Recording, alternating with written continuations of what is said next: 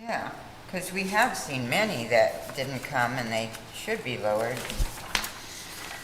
Okay, so our 9 a.m. appointment is Dion Michael Eckert, 881 North, 200 West, Huntington, Indiana, 46750. And his current assessment for 1/1 of 25, the total assessment is 359,600. I mean, I guess we can give him a couple minutes to see if he shows up, and then we can look over this.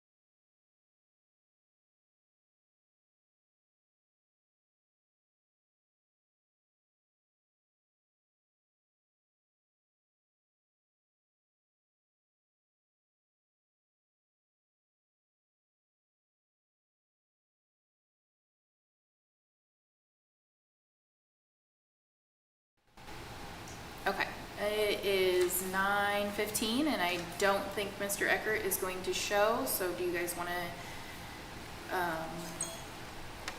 make a decision with the information provided?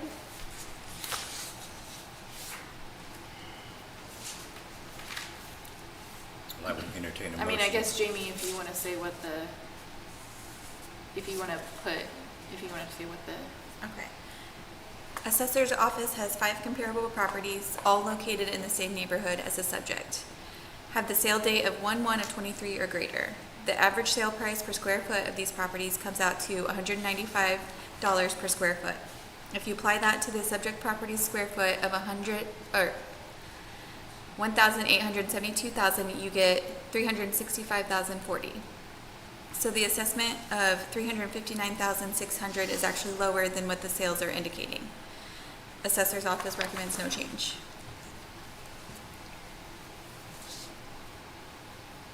So I would entertain a motion for no change since the taxpayer did not show up.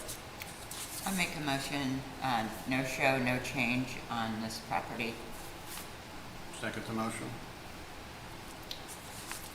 all in favor? Aye. Okay. I guess we'll just sit and wait until our 9:30 shows up. Ringing.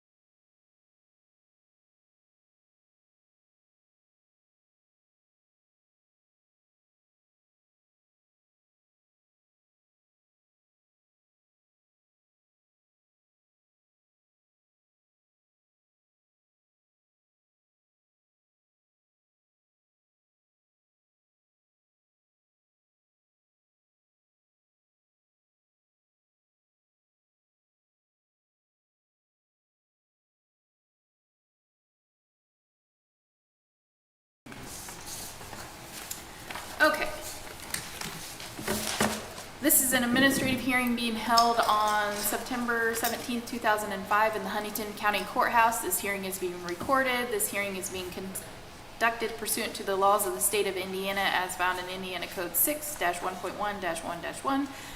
The proceeding number is 35-005-25-04-00001. The parcel number is 35-05-22-100-699-900-005.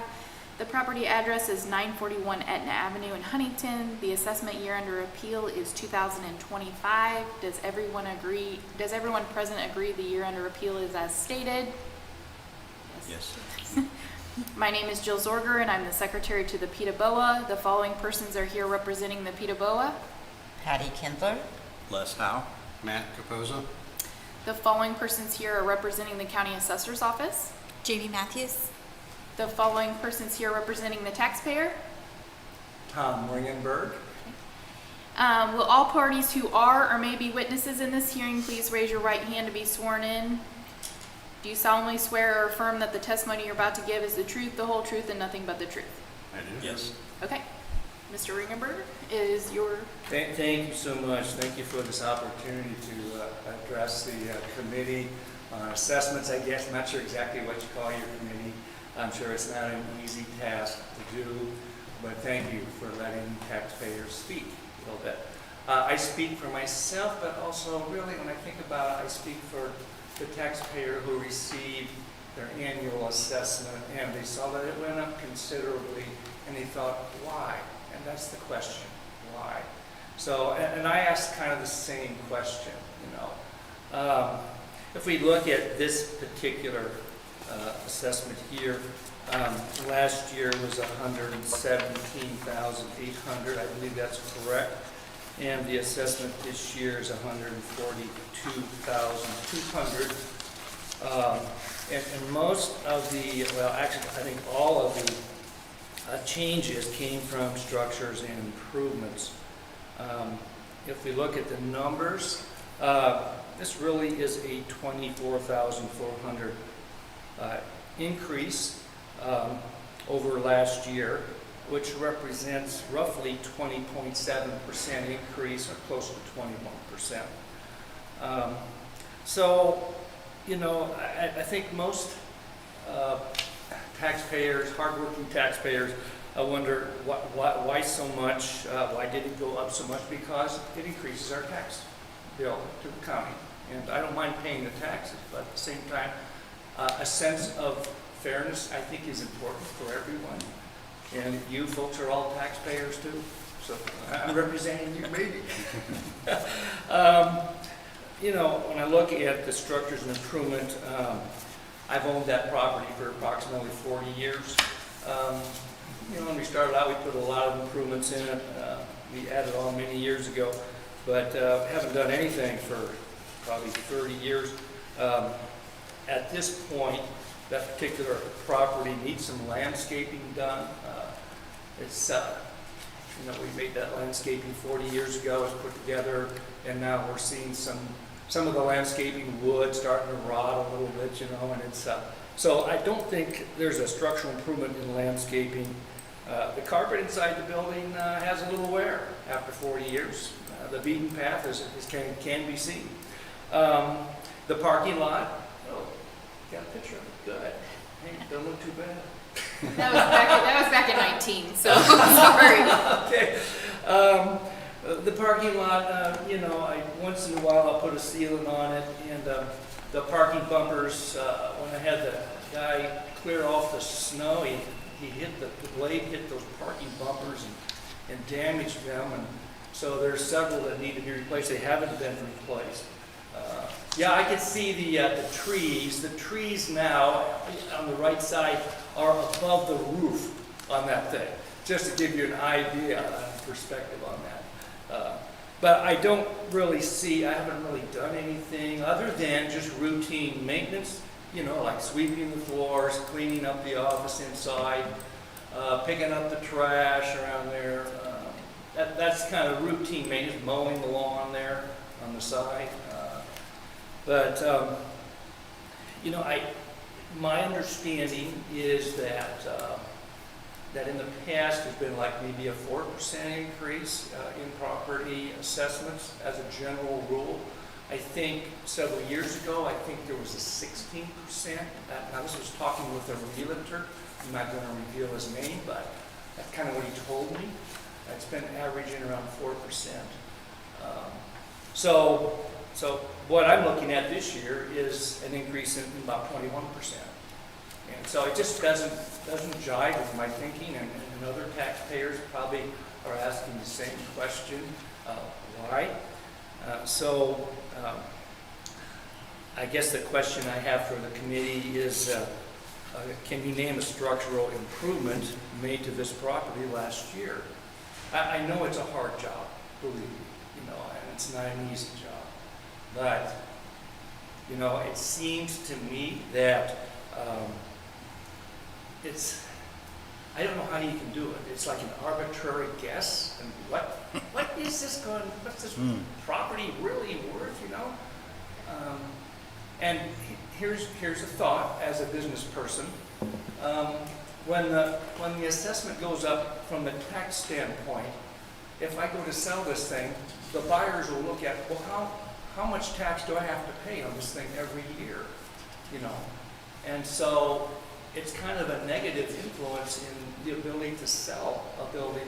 If they look at taxes, say, man, this property is, have to pay this much every year in property taxes. So that's the way I look at it. And I don't know how you folks do. I mean, like I say, I'm sure it's not an easy task to do. And I do appreciate your public service. But that's basically my thought. It used to go up around 4%. The inflation rate last year was around 3% roughly. Now, in 2021, when COVID hit, it was 7%. That just really threw a monkey wrench into everything. But it's been below that considerably the last couple of years. So that is what I'd like to present, and I appreciate your discussion. Whatever you want. What are your thoughts? We'll have Jamie present the assessor side of it, and then we'll have a discussion. Okay. 2 medical offices clinics sold in the last few years. 1601 North Jefferson sold on 5/4/22 for $390,000 and was converted into an office. 490 Bowen Park Avenue sold as medical and remained medical on 8/2/23 for $371,700. These are both located on the north side of the city, and also included for reference are what the downtown buildings are selling. Sales are 1/1/23 and newer, $287,000 being the highest sale price and $100,000 being the lowest. The subject property is located on the south side of the city with not many sales to use for comparisons, but with the 2 medical office clinic sales and the downtown building sales, the assessor recommended no change to the assessment.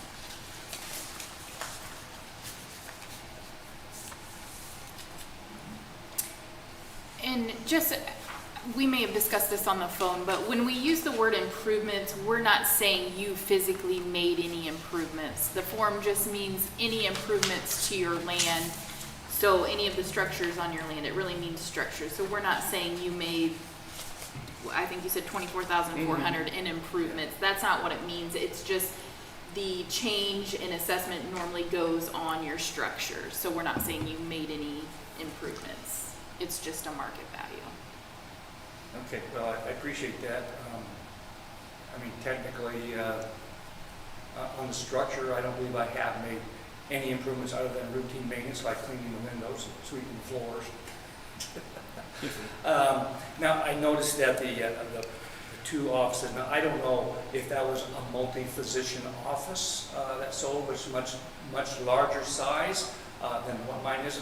I'm a solo practitioner, and so there's only one physician in there, and a nurse and a receptionist and an insurance secretary. There, the north side is the growing part of town, not the south side. So therefore, I think that, as they say in real estate, location. You all know that little phrase. So I just think that it's not necessarily a fair comparison, actually, but, you know, I think that's just the reality of things, just where things are located, what's actually in the structure, how big it is, the functionality of it, that type of thing. I'm very proud of what we have here. I think it's a great office. We do some very unique things there, but I just as a taxpayer and for people who just don't have the ability to get up and talk in front of people, I just say, well, I just can't do it, you know, present my side of the case, but they have these thoughts, and the concept of fairness, I think, is really important. So, you know, I'm thinking if you want to increase it by 4%, be more than the inflation rate from last year, that's fine with me.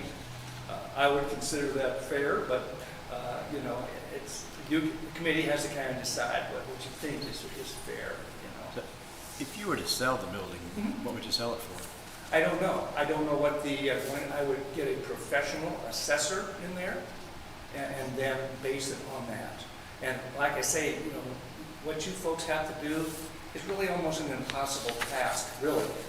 I can't say what I would sell it for, but I would have a professional assessor look at everything and then make a determination and go from there.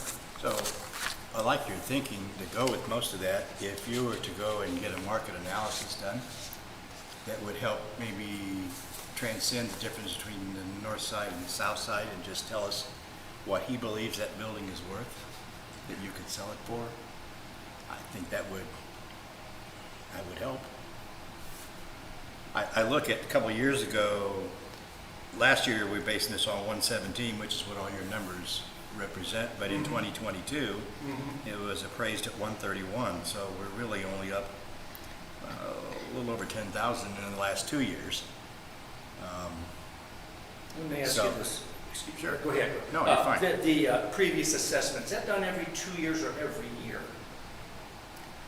How often is that done? The So- assessment of all the properties? Reassessment is every 4 years. So we physically visit the property every 4 years. So this previous assessment is 4 years numbers back, or no?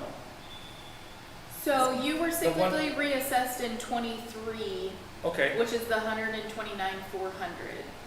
But we made no changes at that point. okay, so 2023. Yeah. So the numbers, the 117,800, is that, what numbers are those? That's just an annual adjustment every year, and usually commercial properties, we don't annually adjust, so that you just would have gotten more depreciation. Okay.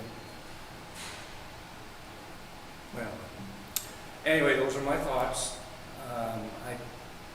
You have to make a decision what you think is a fair thing. I think it's a little excessive on this, the 142. I mean, that's about close to 21% increase. Just a quick question of Sure. detail. Sure. They have the property size recorded as 2,984 square feet. Does that sound correct to you? I'm not asking you to attest to that specific number, but is it roughly 3,000 square feet of space? I can't say. Bertie, what do you think? I don't really been a while know since if you it's bought that property. big or not. I think it's just, yeah. Okay. That's why you have a professional assessor come out there and get the measuring tape out. Yeah, I didn't know if you reviewed the. I don't know if it's really that card. large. It seems that's a little bit bigger than what it actually may be. Yeah. Which again, may behoove you to have a professional assessment or appraisal done on the property if there may be some differences in physical have that done, characteristics. I think John Kennedy passed away. I think he was an assessor, right? You did. He did that, I don't know when it might have been 4 or 5 years ago.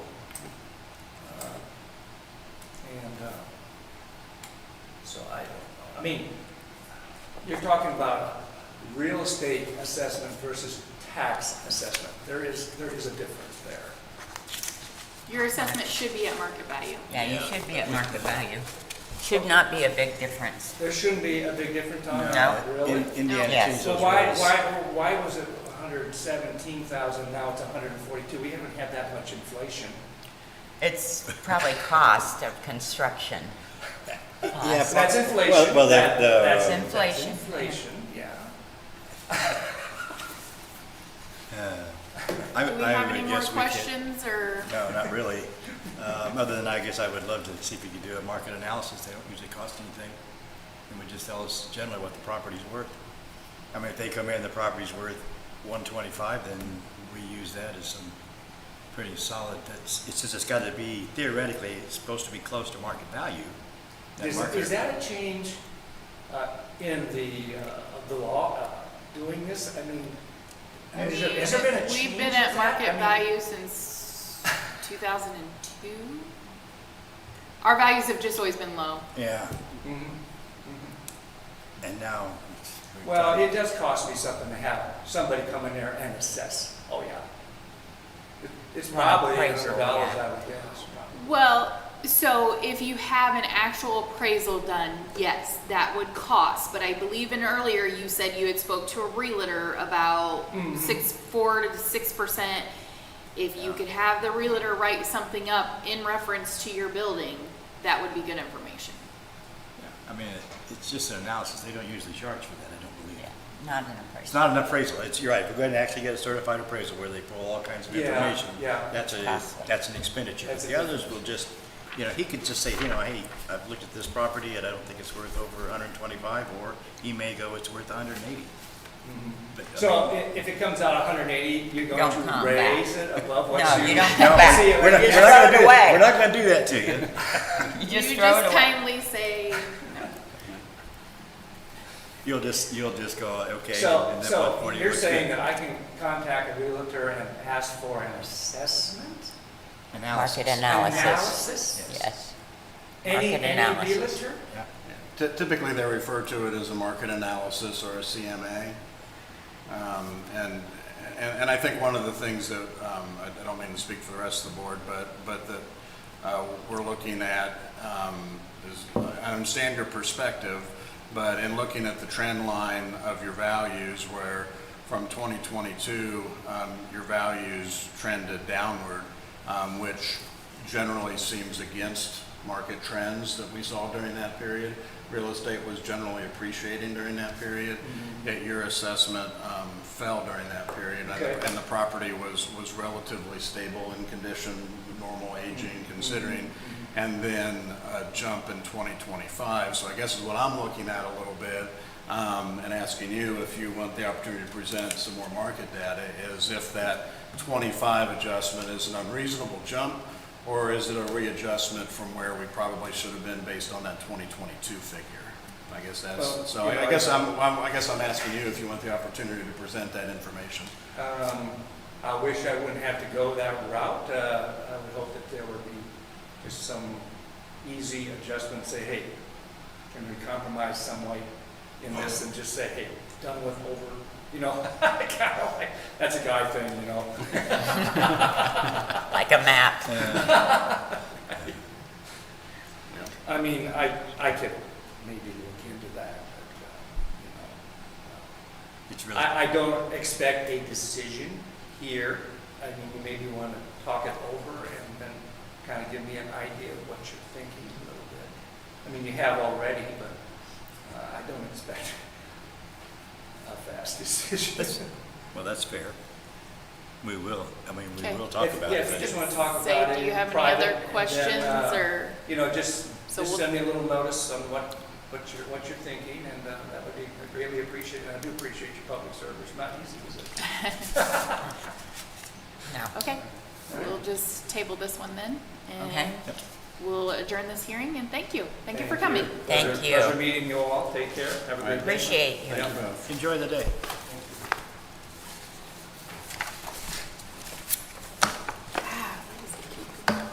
Those are tough. Can you give me the, oh, that's the next one.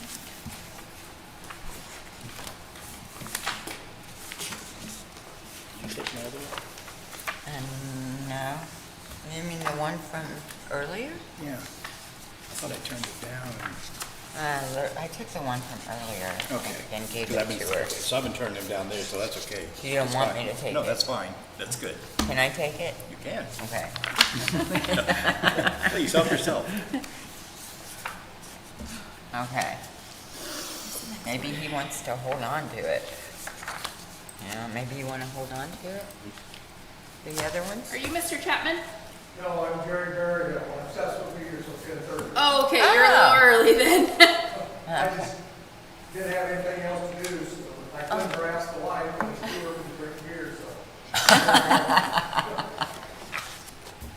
Okay, well, we have hopefully at 10 a.m. that's gonna show up, so we'll wait to see if they show up and we'll give them till about 10:15, and then at 10:15 we'll start yours if they don't show up, so.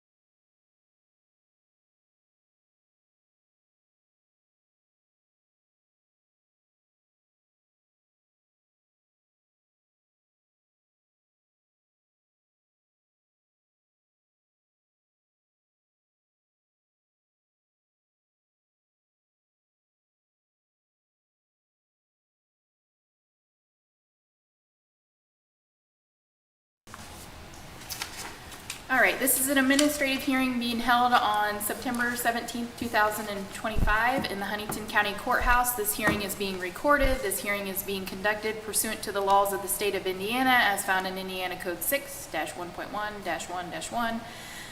The proceeding number is 35-002-25-05-00004. The parcel number is 35-04-24-300-041-804-002. The property address is 2151 North 700 West in Andrews. The assessment year under appeal is 2025. Does everyone present agree that the year under appeal is as stated? Yes. Yes. My name is Jill Zorger. I am the secretary to the Ptaboa. The following persons are here representing the Ptaboa. Patty Kindler. Les Howe. Matt Capozza. The following persons here are representing the county assessor's office. Jamie Matthews. The following persons here representing the taxpayer are, Harlow Chapman. okay.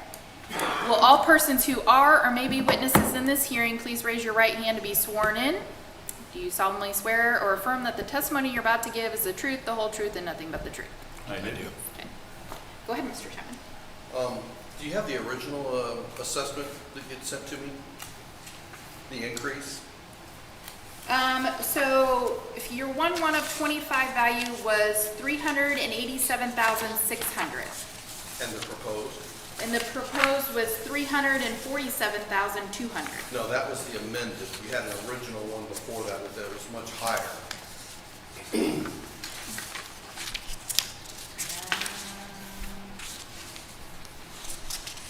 Are you?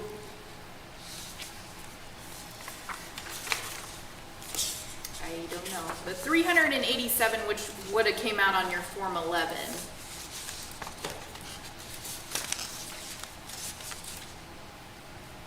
It was 319 the year before.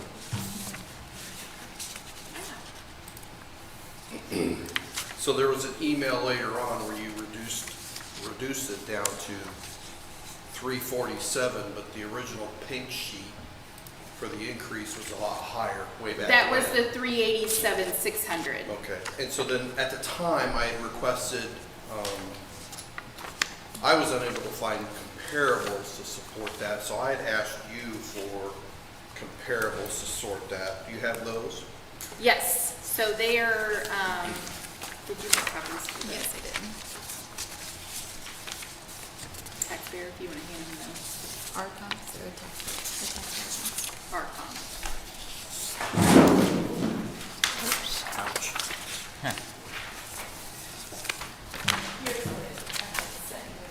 Oh, you got it.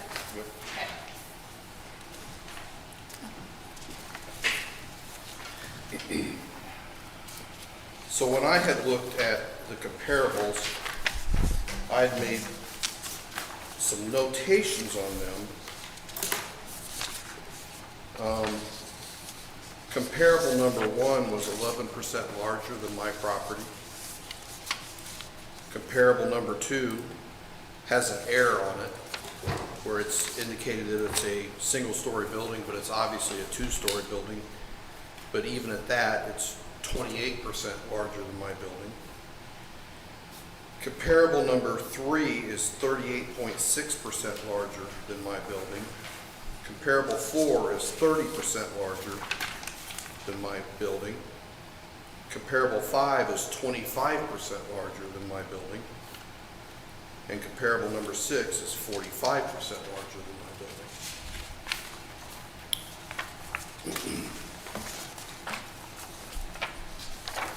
So I was having a little problem justifying those as fair comparable values of my property.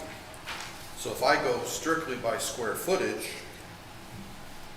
at each one of those properties,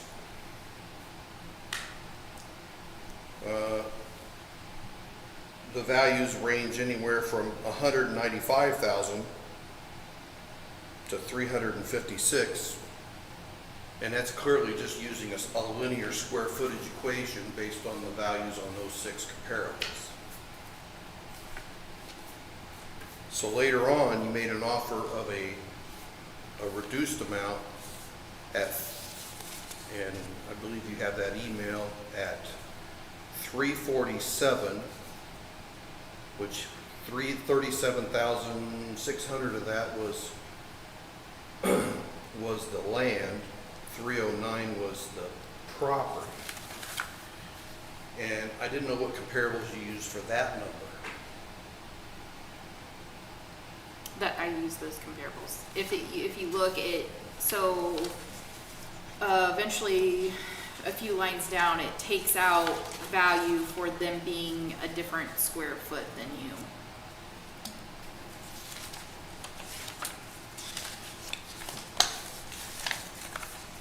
So not a comparable, you did another linear equation on your own to reduce the value of my property based on those comparables? Yes. How'd you do that math? So these are the 6 that I used. These were so you used the original 6. Yes. They were all significantly larger than my property to come up with a new value for my property.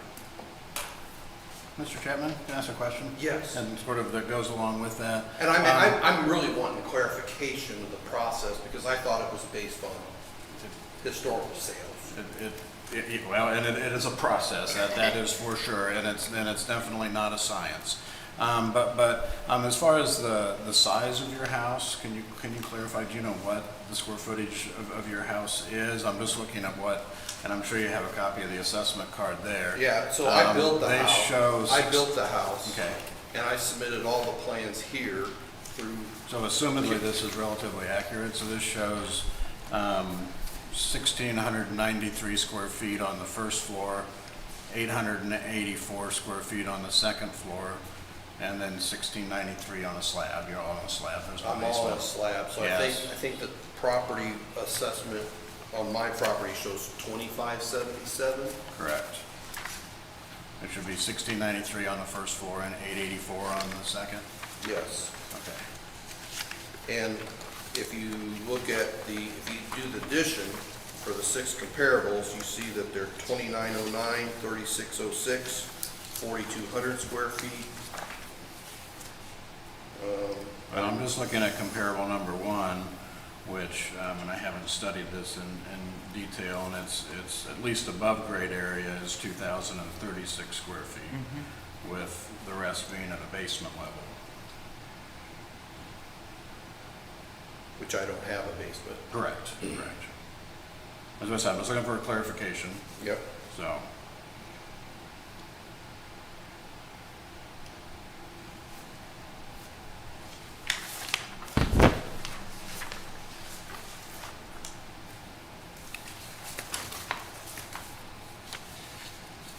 And do you have any market data to present to us today? So, because I built the house, I just went to a builder online, which actually has some experience in the county, which is Lansing.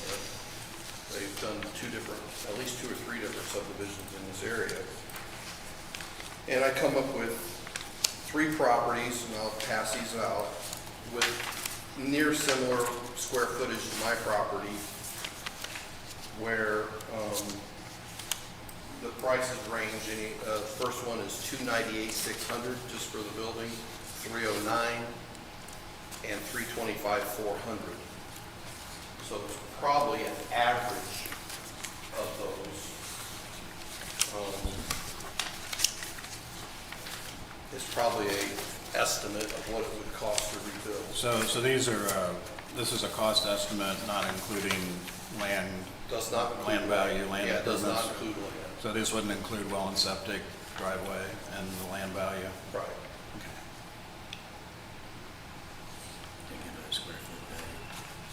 He doesn't break it down, but, I mean, you can. The square footage is on each sheet Yeah, there. the square footage is there, but not the per square foot.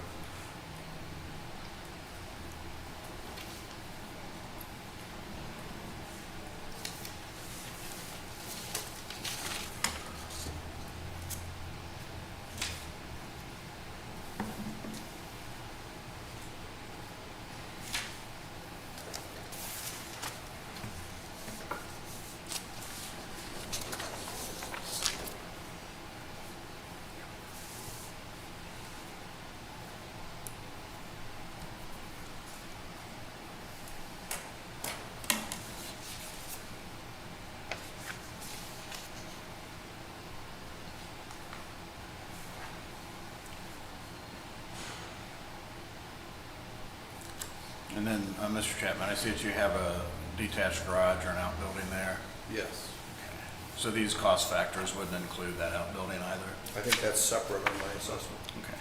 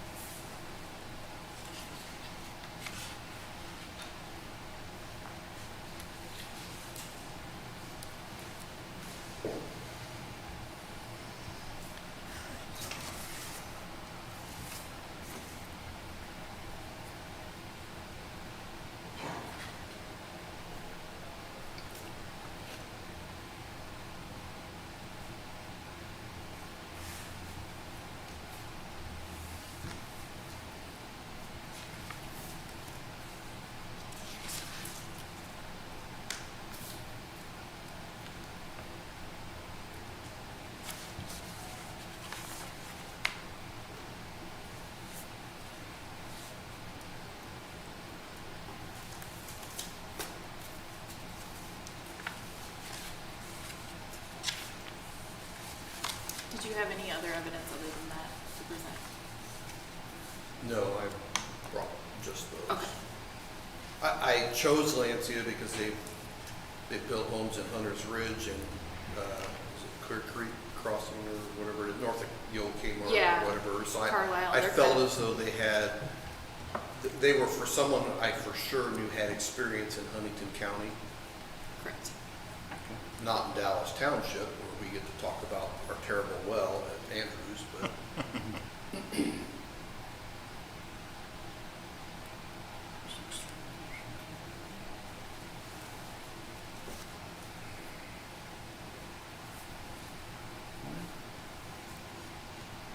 Jamie, do you want to just say what the assessors, I mean, we've already kind of went over the comps, but if you just want to present the assessor side of it and that way. Okay. The assessor's office has 6 comparable properties all located in the same neighborhood as the subject and have the sale date of 1/1/23 or greater. Using the average and median adjusted sale price per the assessor's comparables, the assessors have offered the new assessment of $347,200. The taxpayer believes that there are restrictions on the land, but after researching, the assessor found no building restrictions.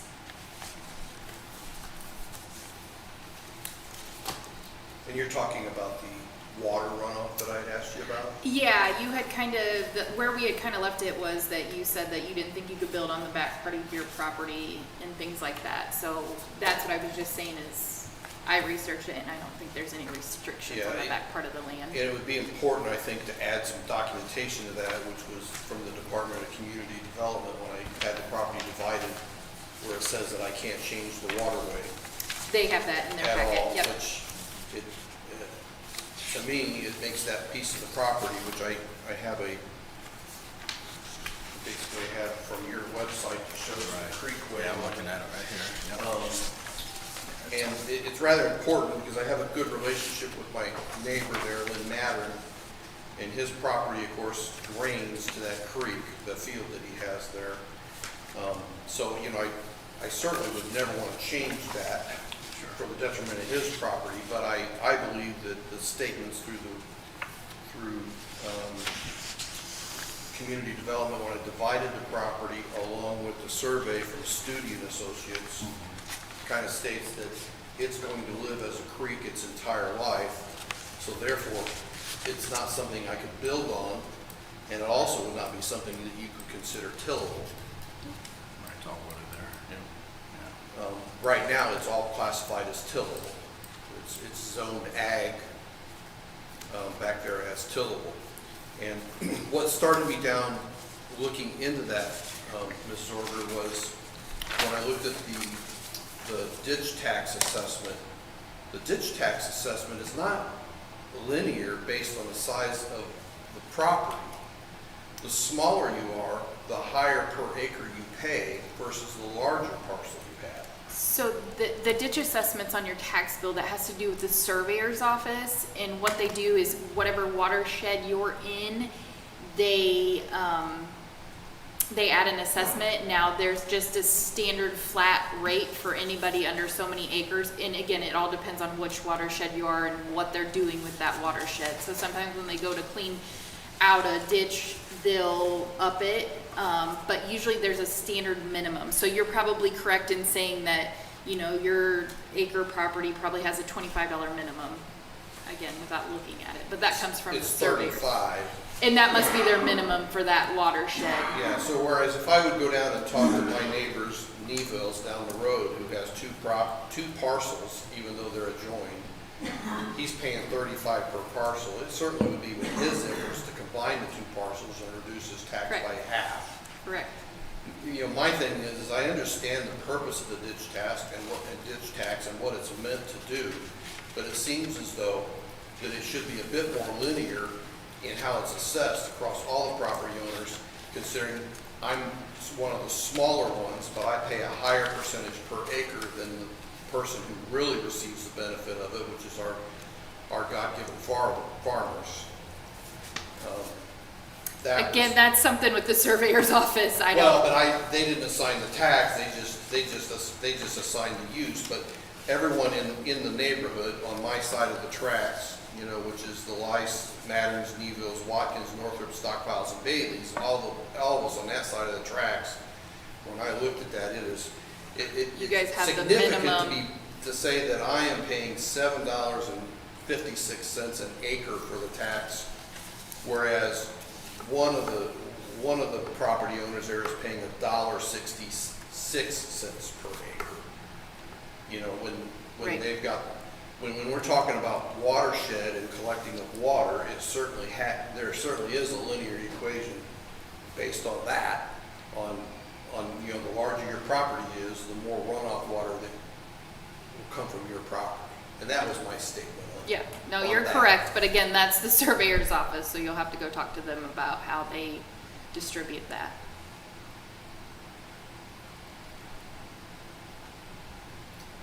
Do we have any questions for Mr. Chapman? Any additional comments? So, I guess I have one, so through it all, what do you think it should be worth? I actually think, and Ms. Zorger, did you enter your email into the record based from 6/2? You've given the value to us, not your email. Yeah. No, I've given the value and then I entered the email from 7/8 where we talk about the land, but it also puts the value in there again. So you might want to read that for the record so we're all on the same page, right? The email on 7/8? Yeah, where you reviewed the comparable sales? I have reviewed the comparable sales in Dallas Township, so I have a new assessed value for the 125 at $347,200. Land equals $37,600 and the improvements of $309,600. Current value is $387,600. Yes. Everyone got that? Yeah, could you restate the figure again with the Sure, three? absolutely. Okay, So she states, I have new assessed value of as of 1/1/25 for $347,200,000. Land, and then she has in parentheses, the land is $37,600 and the improvements is $309,600. thank you.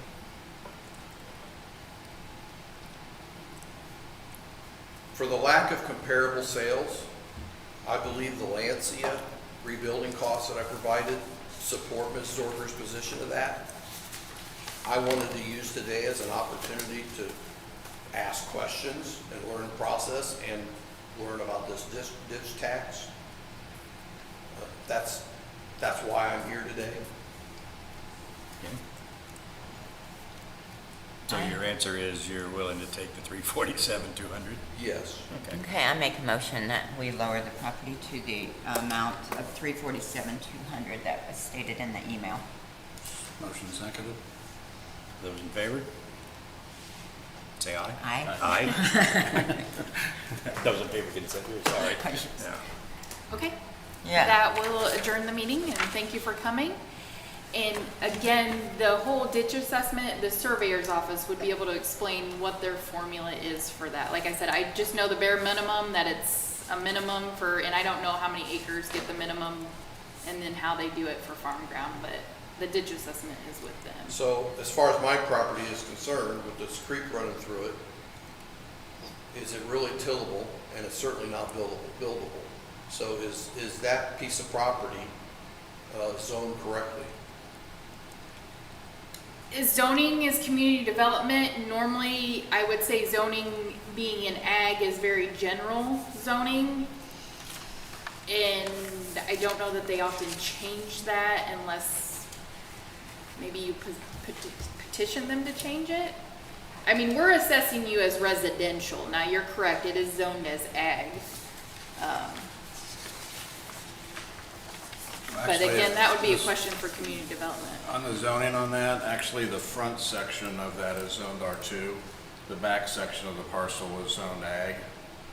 Yeah, they changed the, when the property was divided, they changed their way of zoning the property so that they could get a little more coin out of it by figuring that most of us would have a house in the front, Yeah. and then past a certain point, it's all zoned Which is south of But that. as in the back. far as the ditch assessment, you're gonna get it whether you're zoned res or ag because you sit in that watershed. Yeah, here's where Andrews is. This is the tracks that Are, run down. are you kind of indicating that you think it should be non-tillable I think it. instead of tillable? Yeah, one of the other property owners has a Yeah, over here. very Here's confusing Andrews. Okay, here's property record card. So In he's in that that, their kind of their that property low end is zoned in several different between classes. this Right. One of them Old being Andrews Road is non-tillable. right here. Okay, And based on Here's the the survey that Okay. And he's Studi right did, here. that I had to clicked go off of with it, the he's property right here. division, along with the statement from the community development group. okay. Where I could not, they basically made a statement that I couldn't change the water flow or any of that on the property, which I understand, but it seems to me like it, at that point, you can't build on it, you certainly can't till on it, and it seems as though that piece of the property would have a diminished value on the open market, which is how our taxing is based. And it doesn't appear that this was done all agricultural, right? So we have excess, He's just we're Excess assessing res. him residentially. but there's one piece of ag on this property. That's road record. right of way. So That's he's not the right taxed. of way, So okay. he's not taxed on road right of way. Okay.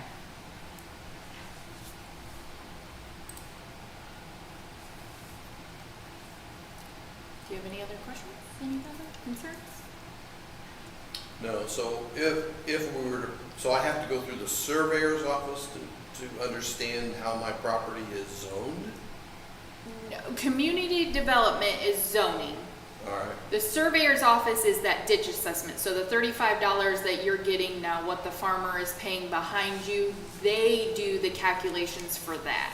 okay. We assess it how it's being utilized. So we are saying you're utilizing it as a residential property. Zoning somewhat comes into play, but we have to assess it how you are utilizing it. If property record cards are confusing, some people could have their land in a CRP, which is protected. We cannot tell you that it's in a CRP. So if you're seeing things in there that's a little bit different than yours, they could have possibly brought paperwork to our office. There's also forest reserve or wildlife habitat that would be in their legal description. If it's a large farm piece, it's just tillable, non-tillable. Sometimes they get woods depending on if they're farming their own land. So as far as the zoning, we look As at far as it. agricultural, you can also be zoned as woods? No, zoning would just be agricultural. I'm talking about assessment. So we do look at the zoning, but it doesn't always affect how we assess it. We assess it how you're utilizing it. Because as you can see from the overhead pictures of my property, it's wooded, Yeah. and it was left wooded on purpose. Right. I don't want to mow 5 acres. Yeah. But there's also that creek that goes through there that, I don't know what, you can't do anything with Right. that. Yeah. I mean, I feel restricted, which is okay feeling restricted. I would just like to feel like I'm getting the restricted tax to go along with it. Now, if you were assessed at agricultural, like a farm, then they would probably look at that piece and give you a non-tillable on it, but you're just assessed as extra residential land on that. Okay. So that way, it's not segregated like your neighbor might be, BCB2, 4 acres non-tillable, and then PCP, 3 acres tillable. So it's not broken down like that because it's a residential. Does that make sense? No. No. But I understand what you're saying. Okay.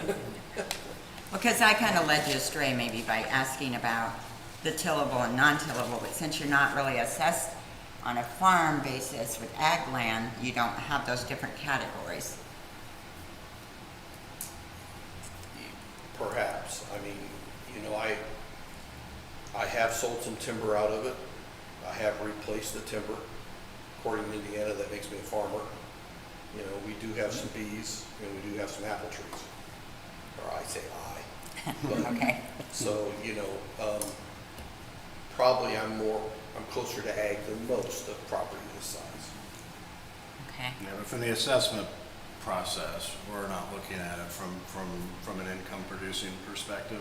And if you That's look good, up- because there isn't any. Right. Well, from a farming perspective, in theory, that's income producing, but if you look at the breakdown, that there's an acre of residential, and then that 91 RR, which is the other 3.5 acres, that's classified as rural residential excess acreage. So that's what she's talking about, is setting that aside as it's just excess land of the property. So, and then the rest of it is that .12, which I assume is right away. Yep. Right? So, Is that the front?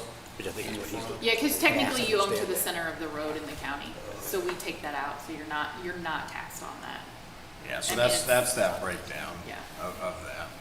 And that seems appropriate, because that back acreage, you're not gonna split that off, you're not gonna sell it.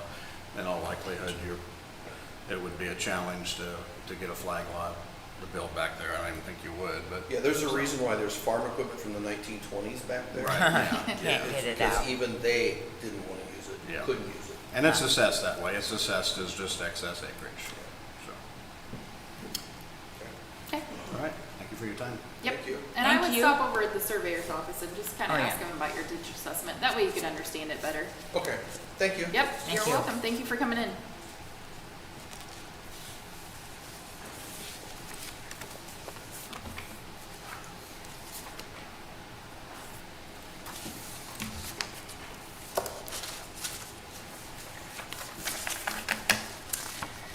Okay, Mr. Berryhill, we're ready for you. If you want to stand up there, I'll go through my speech again. So, this is an administrative hearing being held on September 17th, 2025 in the Huntington County Courthouse. This hearing is being recorded. This hearing is being conducted pursuant to the laws of the state of Indiana, found in Indiana Code 6-1.1-1-1. The proceeding number is 35-002-25-00007. The parcel number is 35-04-27-100-009-900-002. The property address is 1624 Kramer Road in Andrews. The current year under appeal is 2025. Does everyone present agree that the year under appeal is as stated? Yes. My name is Jill Zorger. I am the secretary of the Ptaboa. The following persons are here representing the Ptaboa. Patty Kindler. Les Howe, Matt Capozzo. The following persons are here representing the Huntington County Assessor's Office. Jamie Matthews. The following persons here are representing the taxpayer. Jerry Berryhill. Sorry, I'm looking over my. You're good. Will all persons who are or may be witnesses in this hearing, please raise your right hand to be sworn in. Do you solemnly swear or affirm the testimony you're about to give is the truth, the whole truth, and nothing but the truth? You do. All right, Okay, go ahead. I have several questions. I would like to know, I'll back up. The only information I have is what I got off of Beacon. Okay. because I called Zillow, Century 21, Nest Brothers, Coldwell Bankers, and Homes.com and asked them, and I got the same answer, same two answers every time I asked. Will you give me a market appraisal, market analysis? No, we won't get into that because of splitting. 2, can I get a market analysis on my property? Only if you agree to list your property with us to sell. And I said, I ain't gonna list my property to you sell. I didn't build it for that reason. I built it to retire in. So all I can go with is what you guys put on Beacon. I would like for you to explain to me how or what was done to my property to increase the property value almost over $100,000 over this year. Over $100,000 in this year. That you raised the assessed valuation of my property. What was done, or what did I do, according to the Indiana tax law, that's 6-1.1-1 to 31-6, as far as those guidelines to value my house and property. What was done, or what did I do, to increase that property by $100,000 for next year, coming in January? That's the question.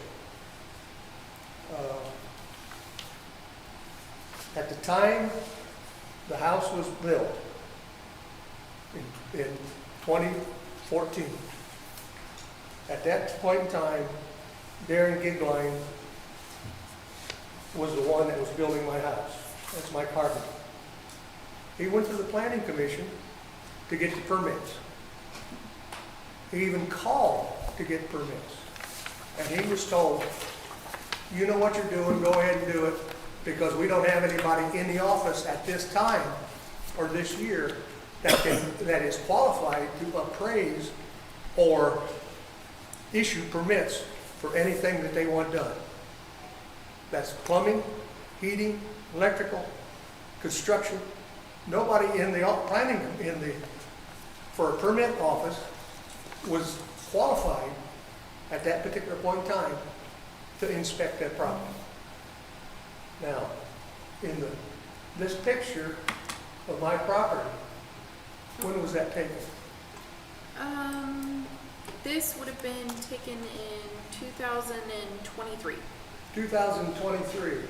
In 2023, the outbuildings that are shown there were torn down because the grandkids were no longer in 4-H. But yet, you still show them and are appraising them for tax purposes.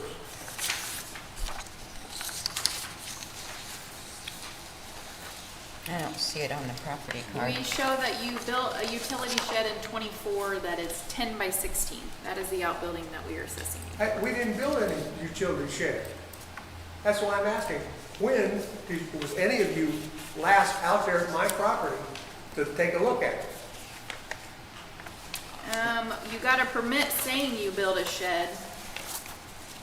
And so we would have came out somewhere close to January 1 of 25.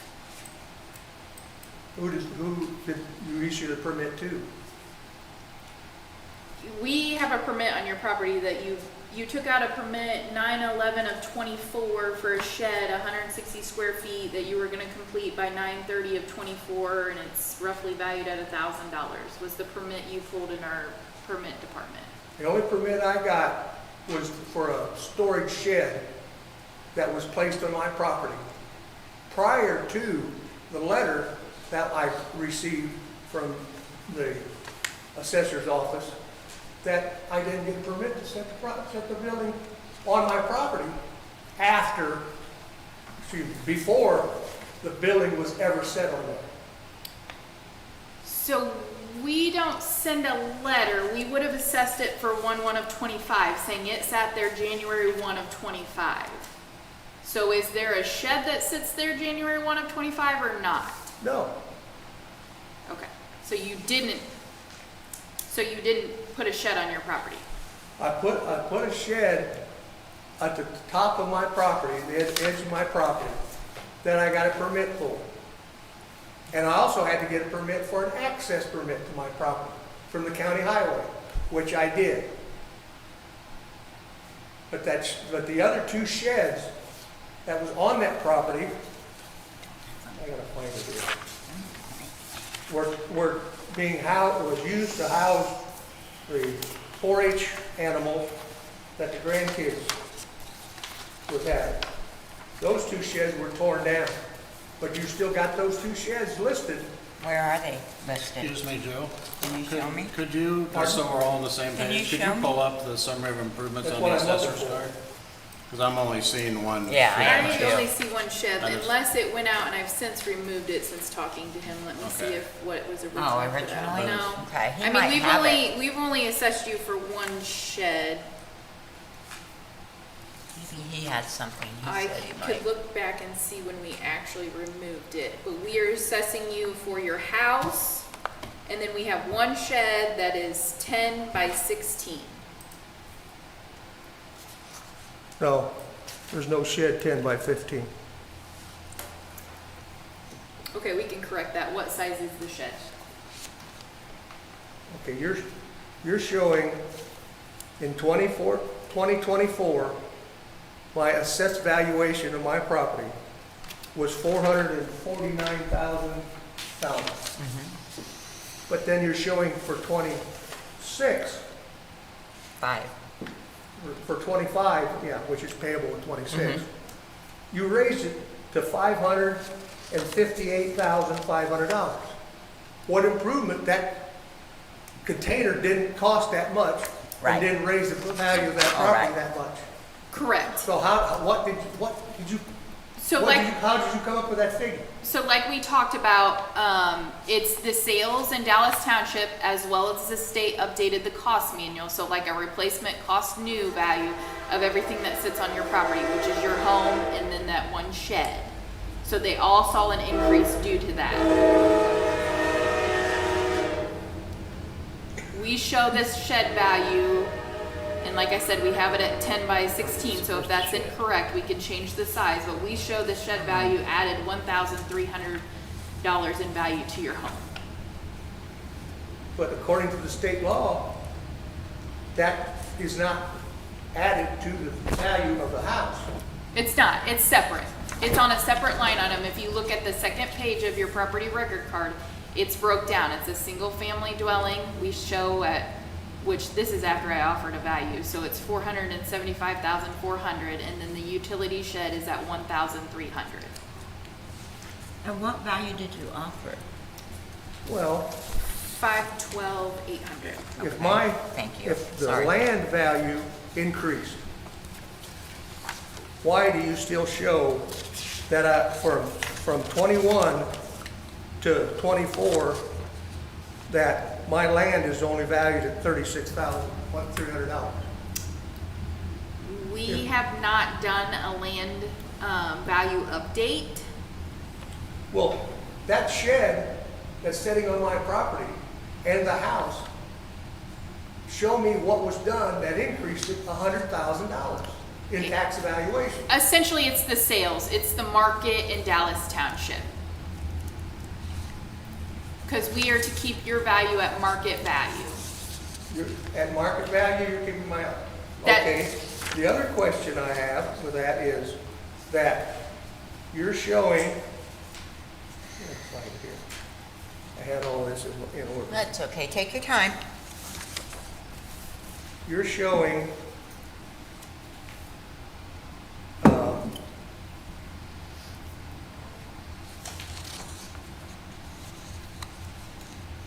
that the improvements, now that's increased from, let me get my glasses.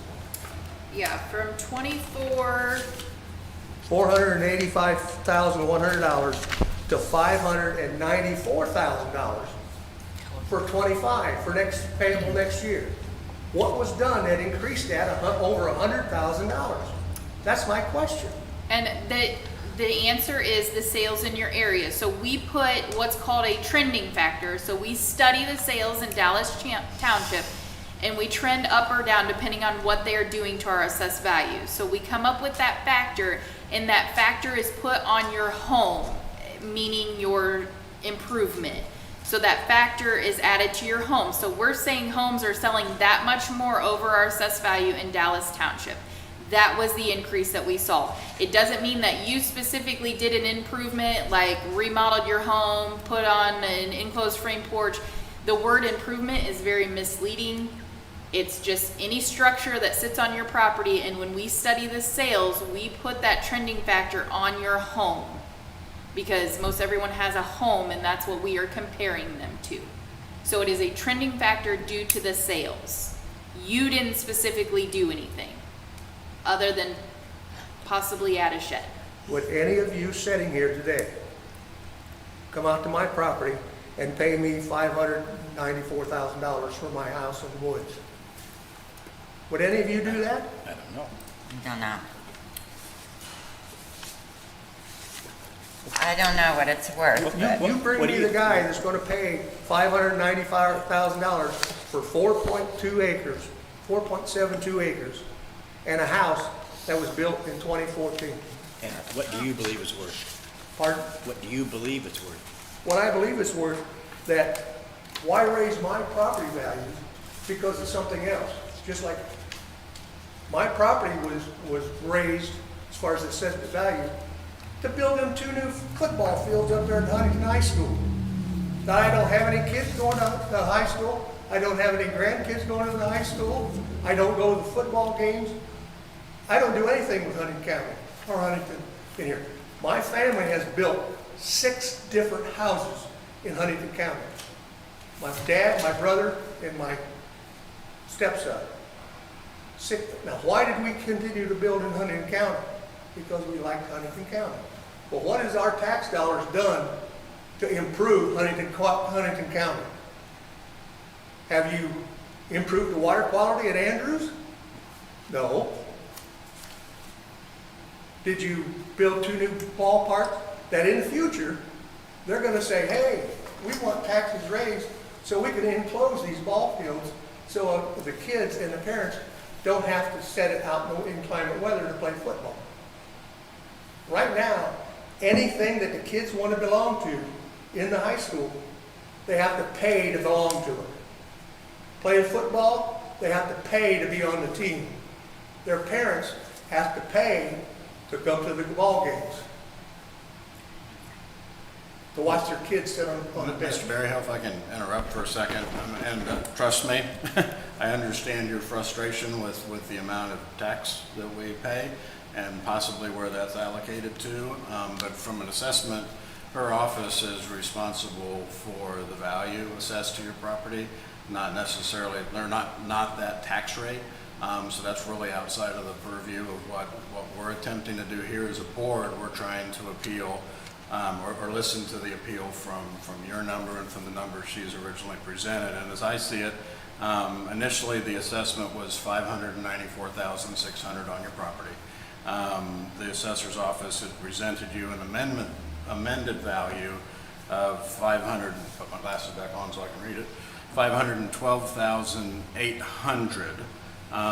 Which would be a $82,000 drop from the original assessment down to $512. And based upon the 2024 valuation, that's about a 5.7% increase in market valuation. I don't have anything that shows where you lowered the assessment value. So to have Joe. I don't have anything. I didn't receive anything. We had a phone conversation, and I offered you that in a phone conversation. That was on Markle's house, I not the house here. not this property. That was the Markle house that I own in Markle, You are correct. You and I, and I agreed to the $800 increase in the property taxes. okay, so you and I had spoke on June 5th about this. I had offered you that.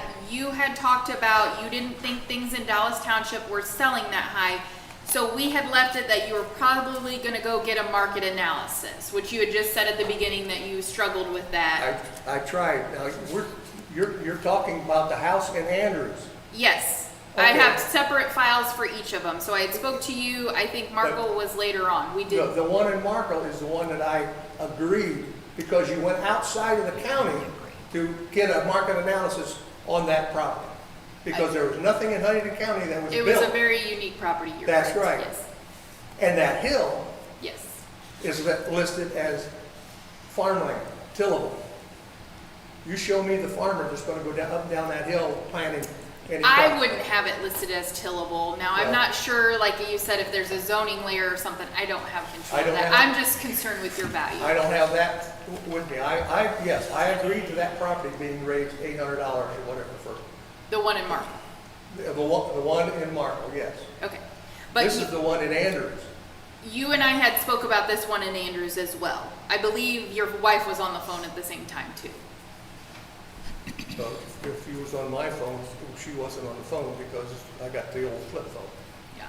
I don't do Texas and all that other crap. Yeah, but just standard, the land would stay the same at 36,100. The improvement would drop to 476,700, which makes it a total of 512,800. We talked about your square foot, that you have a larger home, larger square foot than most of these properties that have sold. So we took that into consideration. And then we also talked about your basement being unfinished. And like I said, the last we had left it was you wanted to talk to a realtor because again, you thought that it was still kind of high for Andrews. Well, my neighbor across the road, which you can bring it up, just like this picture, that doesn't show a shed in the background, because the shed was torn down. I know, but you've added a new shed, correct? I put a container on there, it's not, It's like a shipping container. yes, but it's not permanent to the ground. If It's it just sits shed. on your property, it's assessed. Now, if it's not a shed type of structure, then yes, we maybe could remove that. If it's a shipping container that you're using, we have a reassessment company that goes out and picks it, so I didn't physically see this shed. That shed, that container, was first placed up at the top of my property. The neighbor across the street complained about that shipping container. I asked how far back from the easement ground, which is the center of the road, did it have to be? And it was told, and I was that far over the line. And the thing of it was, the letter that you guys sent me for needing a permit and the penalty for it was sent to me before that container was ever placed on my property. Yeah. So. That letter comes from community development, and the permitting comes from community development. It's two separate entities. So as you can see on this picture here, directly to the north of your house are those two structures that I'm assuming those are the two that have been demolished. Yes. And then if Jill pans to the south of your property, along Kramer Road, or, I don't see, it's not picked up in the area. yeah, but you installed a new driveway on the other side of your property there, No, okay. right? Sorry, Where the it's- new shed lays. Bring that up. No, the shed, You're not going north, Sorry. yeah. where these two buildings were, have been torn down, and this right here is my propane tank. There's the new drive. There's an east right You're not showing in the Kramer Road. Because these were taken in '23, so if you've since added a shed between March of '23 till now, it's not picking it up. But those two sheds that you're showing that are still listed We are not assessing you for those. Those in that Those are photograph gone. have been Those are gone. removed. There, And that's what I was trying to verify. The two sheds shown in that photograph have been removed, and I think the shed that you put in comes off of here, right? This new drive that you put in down here on the south end of the property? Is that where it comes in? Is that the drive cut you got? that's where I had to get a permit for access to the property. Okay, That's the I area apologize. that we tore out. okay, that was the access permit you were talking about. Yes, but that shed is now down here behind The container. Because it told me I had to move it. Okay. Is it Community a, development told you had It to. told me I had to Yes. move it. is it a shed or a metal container? It's a metal container. Okay, well, I think her office can review that Yeah. and make a determination on that. But it's sitting on cement block. Okay, well, her office can make a determination. I mean, if it sits there, you're still Doesn't assessed matter. for it. Now, if it is truly a shipping container, I mean, I have to put a visual on it to see. Okay, there's one. Now, the neighbor, the other thing that irks me, the neighbor across the street from me has,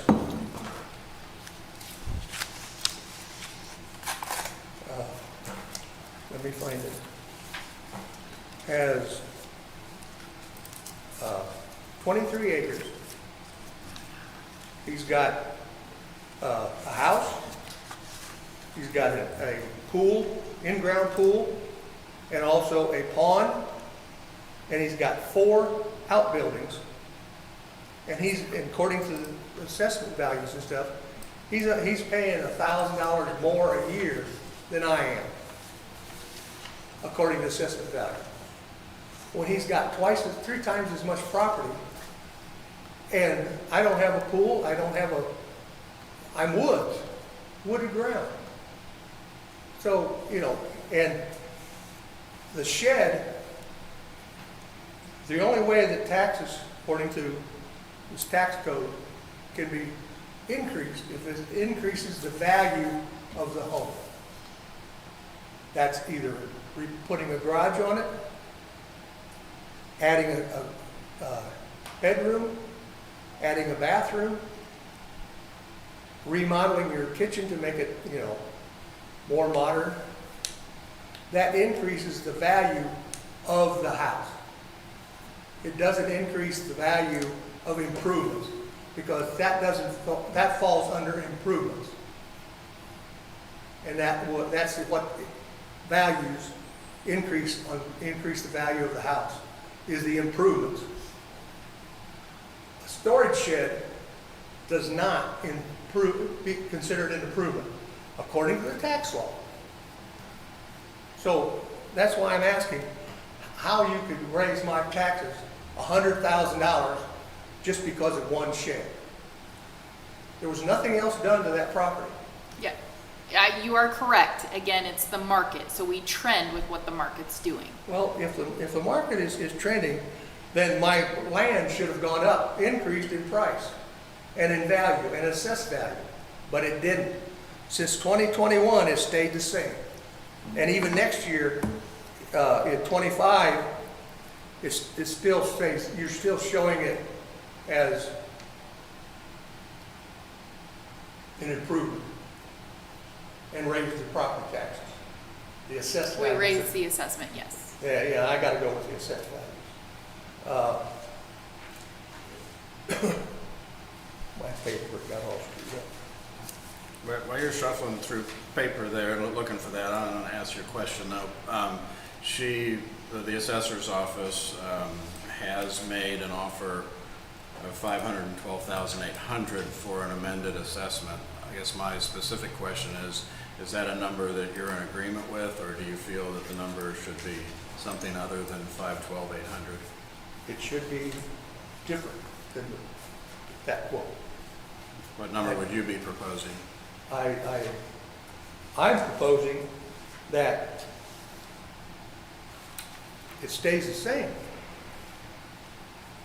Now, So your contention would be that there's been no real estate market appreciation over that 12-month period? it's correct. Okay. There hadn't been anything that increased the value of that. And on top of that, I mean, as far as the market, not your specific property, I'm talking about the Yeah. market. now, Why should I be penalized for what everybody else is doing? Or what all the market is doing? My property should be valued at the property and what it will bring at market value. Now, but I couldn't get a market analysis because they don't want to get involved politically. The same way, there's nobody going to come out, and if I list it with a realtor, they're going to say, well, that property is probably worth $300,000. Bring me the person that's going to pay that much for it. Once they see what the taxes are on it, they're going to say, no, I ain't paying that amount of taxes. Does the assessment office have anything to add at this time? No, just that we offered that and we recommended you get a market analysis. The other thing I wanted to bring up is you're showing 24 and 25 that I have a partial disability assessment reduction of $24,900 is what you're showing. Now, you're showing that in 23, 24, a partial disability of $10,000. According to the tax laws, a honorably discharged veteran that has a 10% disability is entitled to $24,900 worth of assessed property value reduction. Once they turn 65, they're entitled to another $14,000 in reduction on top of the 24. Since I turned 65 in 70, 71, somewhere in there, too old to remember, I haven't received the extra $14,000 worth of assessed reduction. So those are handled in the auditor's office. I do see where it says partial, so I'm not sure if you split that from somewhere. That would be a question to go down and ask the auditor's office, because they apply those deductions and they would know better how to explain what you should be getting for what I'm years. supposed to go to the, I call it treasurer's office, but not treasurer's office. It's The treasurer's office is where you pay your taxes. yeah, so I Treasurer. pay. But, Across the hall from them, which is on that side of the building, is the auditor's office, and they do these deduction types. So they would be able to tell you why the veterans, why it's equaling what it's equaling. every time I've gone in there and every time I've called them, they keep telling me, we're giving you the maximum. Well, it doesn't show the maximum on these paperwork. It doesn't show the maximum that you folks provided to Beacon.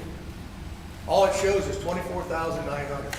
Now, at one point in time, yes, I owned that a lot in Martha. And I wanted part of it going to that lot, part of it going to my other house that's in Martha. And this house, most of it to this house in Andrews.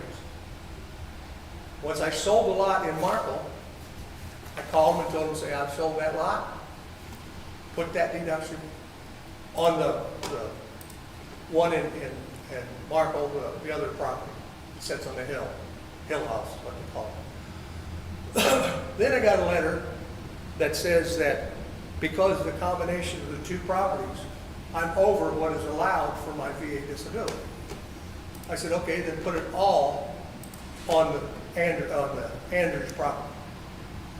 Not showing that I got 24,000 and plus 14,000. So that's So- $38,900. So for the disability on the veterans, for 24 pay 25, by law it's 24,960. You are getting that on your property. The year before it was 24,800. I don't know if the law changed and the values changed. Again, that would be, an auditor would know better for that. Now, if you want the over 65 deduction, which is, I don't know if you can get it with the veterans, but you also have to apply for that. There's an over 65 deduction and an over 65 tax credit that was valued on assessment. The legislators have changed the law this year that they take the assessment out of it. So if you're over 65 and being a married couple, as long as your taxable income, I believe, is under $70,000, then you can get the over 65 deduction. So you are probably correct. You probably lost it in the past because I think the assessed value cap was like 200,000, maybe 240. So if you previously had the over 65, you probably lost it because there was an assessment cap on it, but now there is no longer an assessment cap.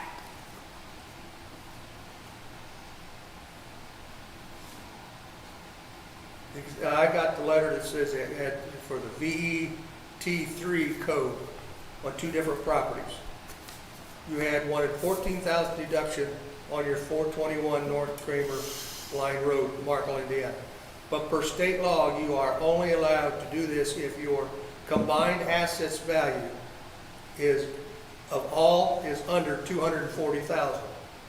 But since you have more than one property, your total assessed value of combined properties is way over the 240,000. So therefore, we have left 24,960 disabled vets on your property at 1624 Kramer Road, and you will be able to use 14,000 credit available against annual increase excise tax. Then I get the letter that says, forget that. They made a mistake. Then I get the letter that says, I just wanted to let you know that I am removing the following exemptions from your property of 1624 Kramer Road. Veterans, you got X out veterans. The reason is your assessed value is over 240,000. That is allowed by the state of Indiana to be claimed as the Veterans Code 3 exemption. You expect your exemption will be taken down to a Veterans Code 2, and the remainder of your veteranship can be used towards your license plates. I don't use them on my license plates. I get my license plates on the internet through the mail.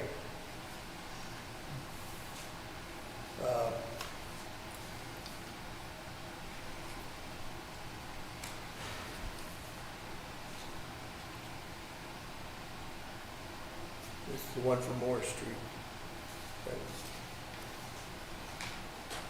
done. Do you care if I come look at those letters? Sure.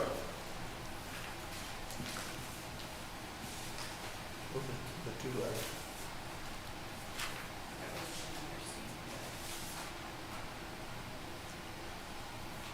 Okay, so this is the most recent.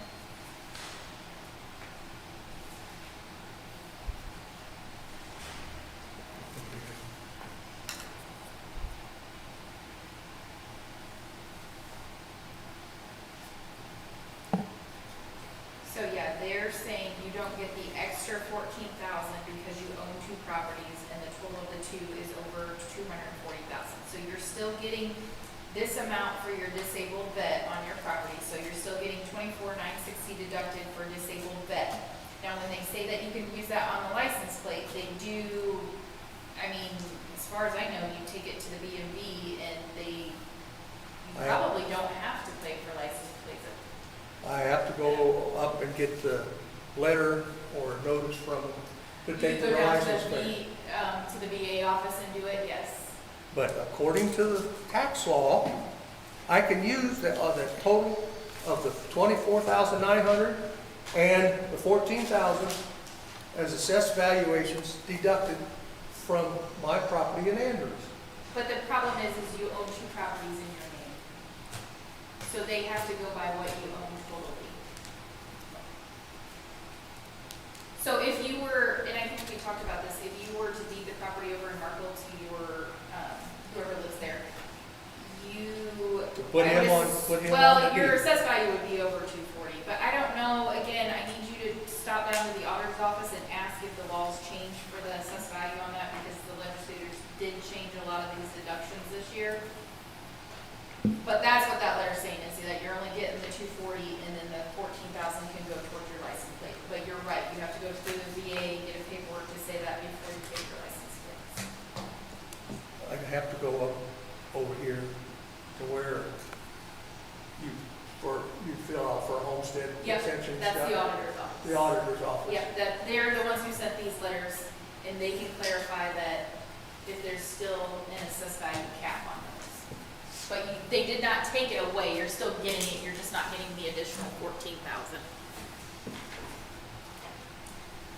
Yes, and I was informed, and I think you informed me, that if I add my son's name to the deed of the property in Markle, He could get he could get deductions. a homestead Yes. exemption.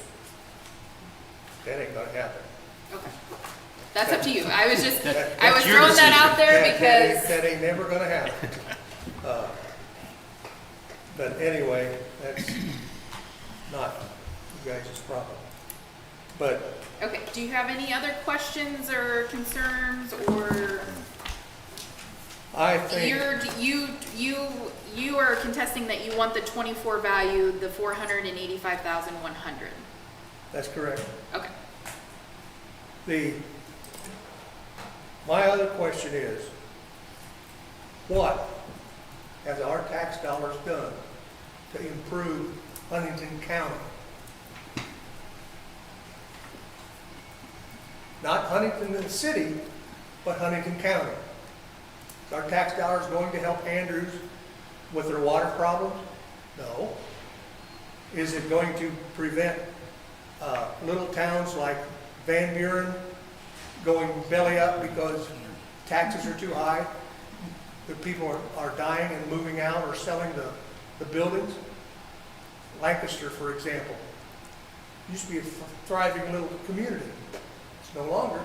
You drive by it, it's, oh, hey, the Lancaster High School.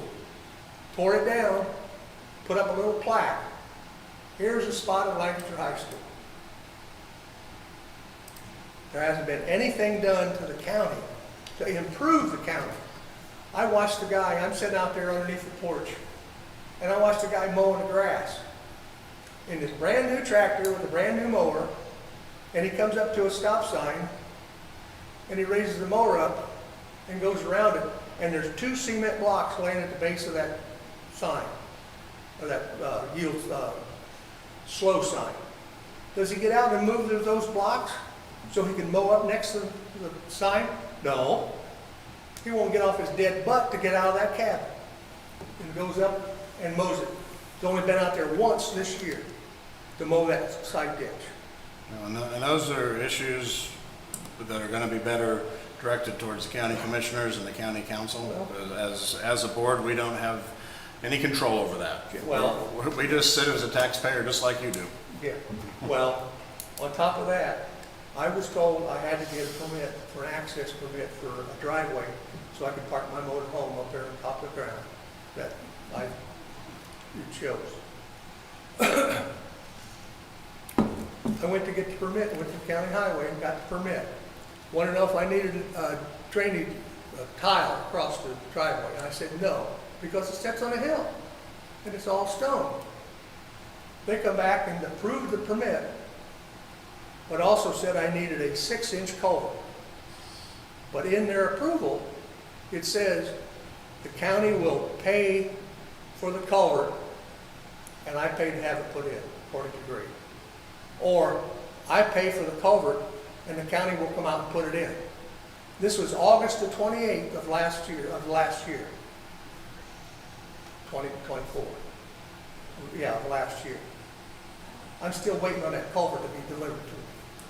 Because I can't carry a 40-foot culvert to put in my driveway. I'm still waiting on that culvert. They don't care because they know I don't need one because it's on top of the hill.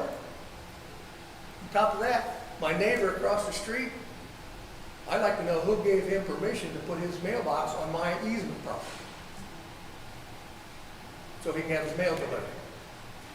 oh, well, we don't get into that, you know. Yeah, so you gotta call this person, you gotta talk to this person. I want my property taxes staying the same, and the only reason it'll be increased is because the land value increased. Now, I will go with the house and the land and the container. The increase because of the assessed value of the container, because I'll use it as a storage building. But anything else, no. What somebody else sells their property for doesn't affect my property because I'm not going to sell it. It's going to go to my wife when I die. It's going to go to our daughter, our stepdaughter, when she dies. It's not going to go to her kids because, anyway, that's all. Whatever call it. But anyway, be fair. All that's going on right now is you're taxing the people out of sight where they don't want to live in Huntington County. They don't want to build in Huntington County because the taxes are too high. Fort Wayne, Allen County raises their property taxes. Wells County raises theirs. Grant County raises theirs. Huntington says, oh, hey, monkey see, monkey do. Well, let's raise our taxes too, because we can use that money for something else. Well, they use it for something else, but it sure in the heck ain't going to Huntington County. It's going to the city of Huntington. How many times, it's not Huntington's problem, how many times they repaired this railroad tracks out here? And they still need to repair it. They can't get it right. Okay, we will adjourn this meeting and thank you for coming. They will make a decision and then we'll send you a Form 115 with what they decide. Okay. Thank you for coming. Thank you very much. Thank And, you. I apologize for my attire because I don't own a pair of long pants. I haven't worn long pants since '69 because we've been going to Florida every year. This year, I'm going to bite the bullet. I'm going to buy some because we're not going to Florida this year. Yeah, flannels. Anyway, thank you very Thank much. you. Have a good afternoon, sir.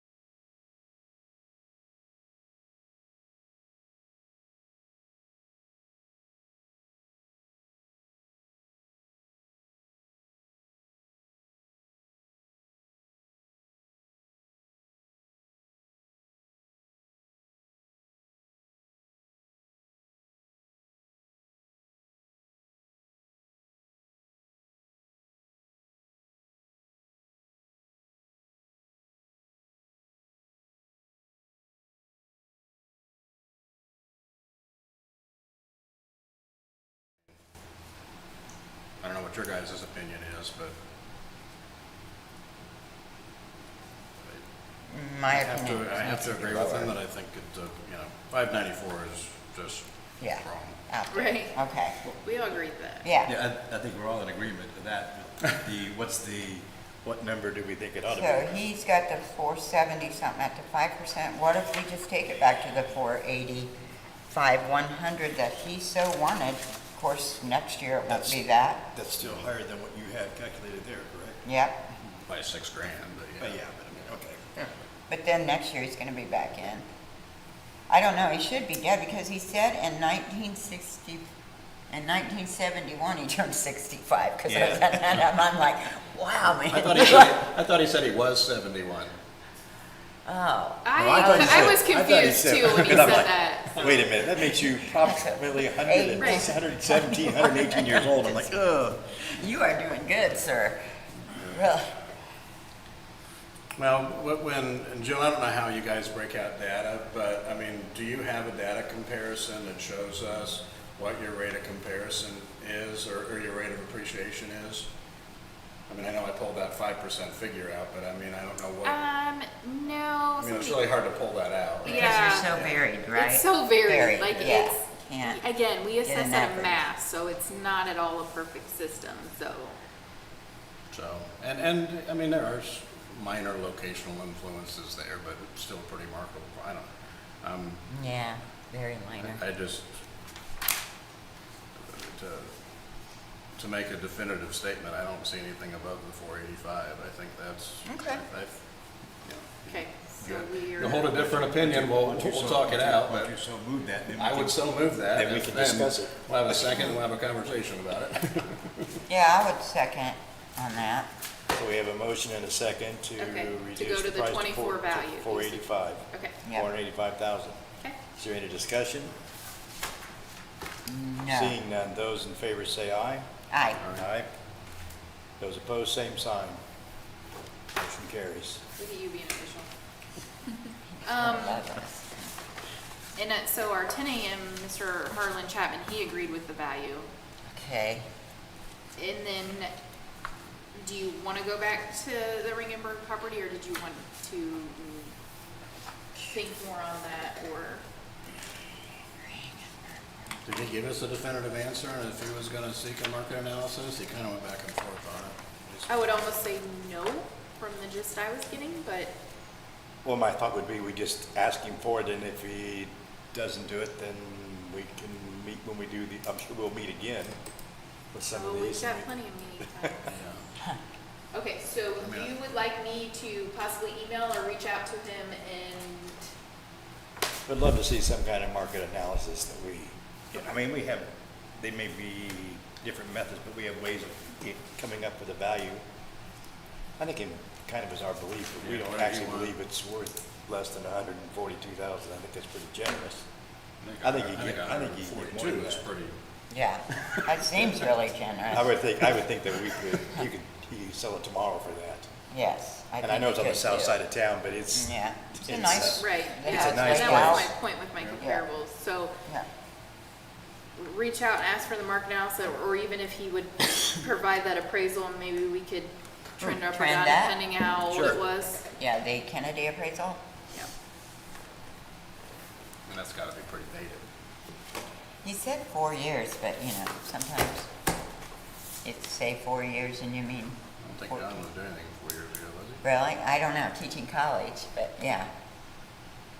Okay. we would know if we got it. I will reach back He may out have, to I don't him. have any idea. I should- I will give him 30 days then. Okay. That way, that would be October 17th, and we're gonna meet that 22nd. So by then, we could bring it back up. So we can discuss it as a fill-in Yep. somewhere? Okay. And that takes care of all of them so far. And then we should have a 11:30 coming in. So I'm gonna turn the mic.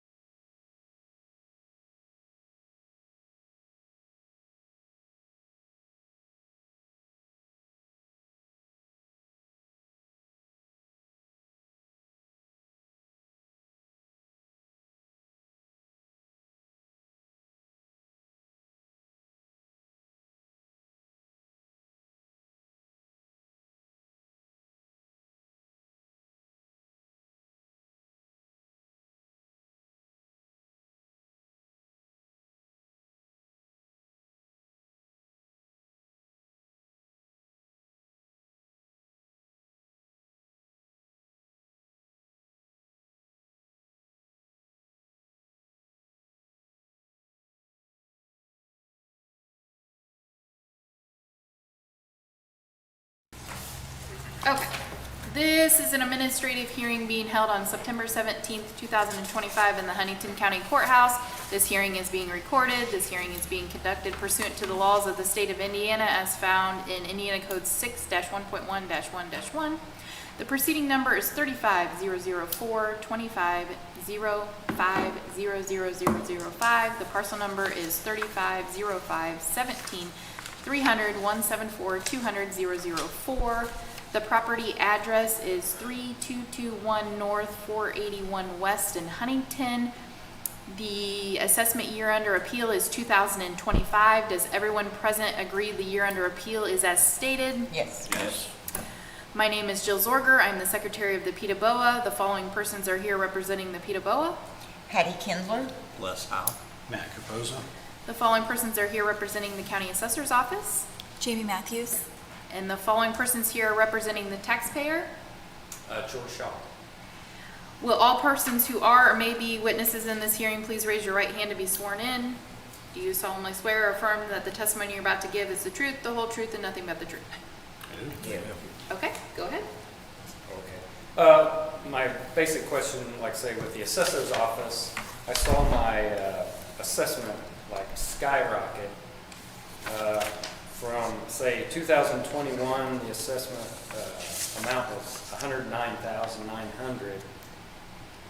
And then 2025 more than doubled to 235,900. Which they told me they were trying to get it to market value, but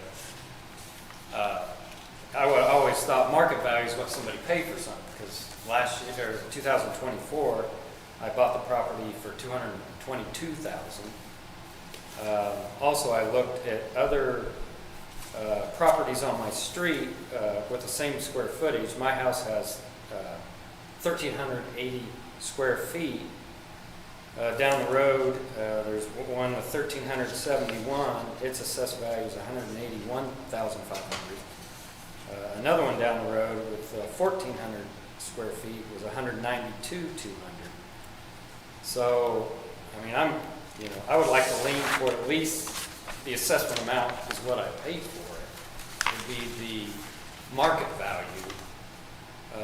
And I noticed there was 3 houses in our neighborhood that sold that year, and all of them, the purchase price, the assessment value was way over the purchase price, which the county's making a killing off of taxes, raising the assessed value way over the actual purchase price, and the purchase prices were pretty high because the market was going crazy.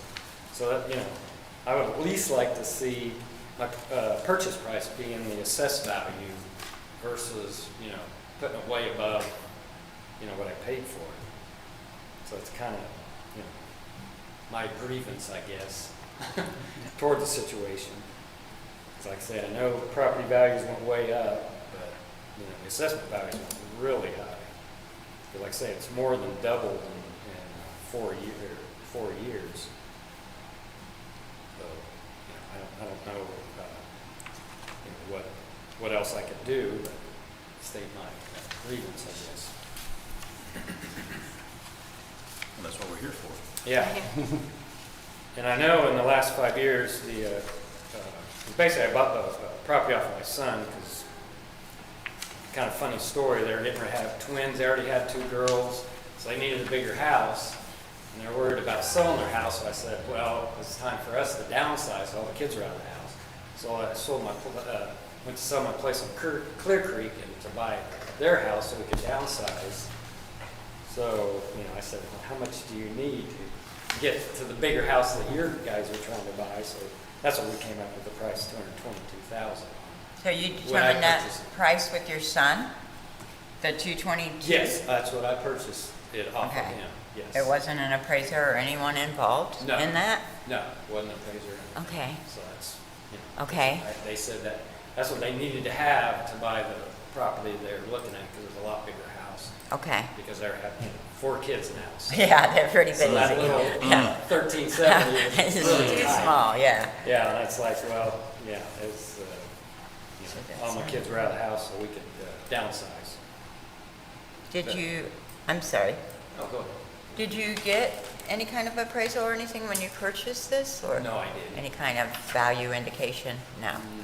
No, so I know when they purchased it, they bought it 2019 for $134,900, I think is what they bought it for. Okay, 133,900, yeah. Yeah, 133. Okay. See that on, that's the only reason I know is I'm Yeah, reading it. You're right, right. Okay. And when you purchased the house, it was on the market for $234,900. Yes, Is that right? yes, yeah. And I'd say that's after the interest rates hit the 7%, so that's kind of Okay. put a crimp in people buying. Yeah, It would So, slow things down. yeah. sure. So, and like I say, and I noticed the next door neighbors, they purchased their house for, within, I think, the same month almost, for $245,000, and their assessed value is $290,000. That's what I'm saying. It seems like the assessed value is going way above what the actual market price, what the assessors say, because the formula that the assessor's office use is pretty complicated. From what I hear, it seems like it tiers to, if in the neighborhood, if, the most expensive house, it kind of pushes everything up toward the higher house, how the formula's set up. Like say, if you have, for example, examples, say you have 5 houses on a street, 4 of them are $1 million houses, and you got one that's a $100,000 house. Well, that'll push the appraisal value Right. probably from the $100,000 house to $500,000. Who knows? I mean, that's just kind of how the formula seems to me. The way the assessment works is usually, generally, if there is a discrepancy between the sale price and if the assessed value is higher out in your neighborhood, Right. then the following year, that should go into the batch, and it should actually lower all the properties, because it should go down then with the ratio that's applied, because your sale prices are higher, or your assessments Right. are higher than the sale prices, so it should bring all those down then, is generally Okay, how I the didn't realize how complicated that worked. assessment Yeah, works, it's- yes. yeah, That's why we do annual adjustments. Okay. So then if it was discovered this was an issue here, then the annual adjustment would fix that in the following year. Okay. That's kind of what's going on there. Okay. Right, Yeah, I Jill? didn't Yep, realize that's how that exactly- yep. works. Yeah, that's not good. Yeah, It's we, gonna keep going up. Yeah, no. Every year, it's like. Yeah. It's more than it No, was. we're hoping the market kind of steadies Oh, and yeah. goes down. I mean, we trend with what the market does. Right now, like you said, the last few years has just kind of gone way up. So we're Right. hoping that we level and Right. hopefully go back down. But Okay. So anyways, that's, and you asked for 204, 300, is that what I'm seeing here? yeah, that's what I asked for. Okay. But, if they want to make it market price, it's like, well, I paid $222, so. Yeah, but you I bought it didn't from do your that. son, so Right, it's not a right. true, So the Arm's 204, length. sorry, sorry. the 204,300 is just the improvements, not counting the land? Yes, yes. Yes. No, I think that's a total number, 204,300 is. Is that what you mean? Where are you getting it? Do you think 204, 300 is the total amount you asked for, sir? No, I thought that was just for the property. Okay. And then I think the land is like 11,000 or something like that. 15.2, For the lot. okay. For you, the 247, you get the 220. Yeah. That makes sense. This is the 235,900. Yeah, we're saying the same thing different ways. Yeah, I think so. Okay. These are his numbers. And then there's, Yeah. yeah, you're right, this number is 235. Yeah, I was just looking at the 2024 to 2025 jump versus the prior year. And the fact that it's not a true, And there were some Except it had been renovations on to the it had been property on the from the market prior at sale. 274. it had, yeah. So,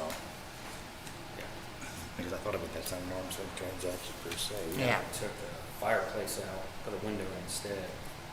So, yeah. You already did that? Yeah, they did that before. Oh, did they? Took the fireplace at the end of the house and put a window instead. Huh. So that kind of actually helped give room in the house. Yeah, I If you know. have a big fireplace, the house is small as it is, Oh, yeah. They ended up taking the fireplace out, the chimney. Oh, yeah, I bet and that was a put big window job. in instead. Yeah, okay. Which opened it up. Oh, yeah, it made a lot of light and everything, yeah. Exactly. So,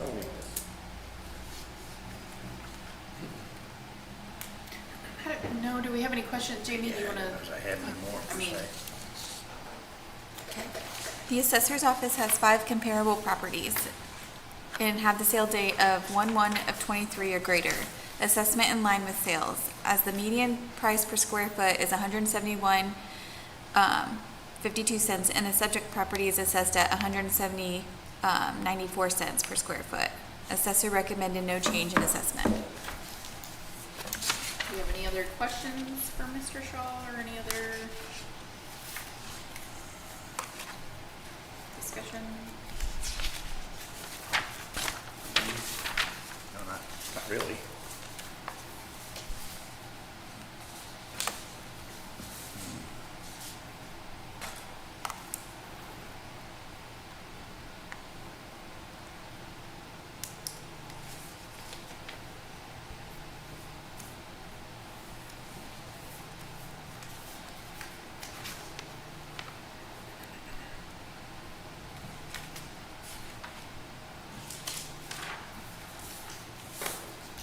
So are all these comparables or the same subdivision? I just noticed that they're just Huntington Township. Okay, It looks like Zena did this one, but I think she tried to pull one stories close to the same square foot. okay, so some of them might be like Norwood or, Right. okay. The 1, 2, 3, number 4 and 5 are actually from that edition. Okay, The 163 and the 245.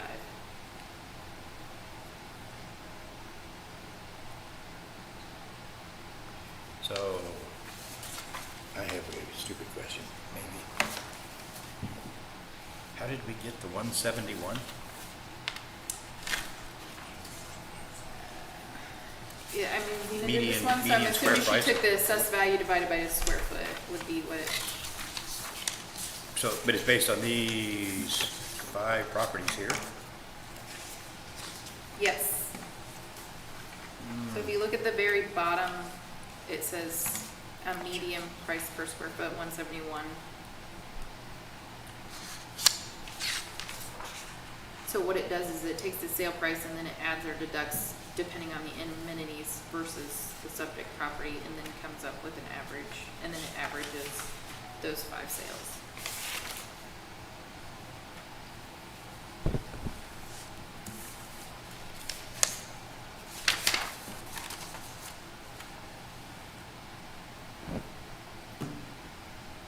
and they still have him as a fireplace?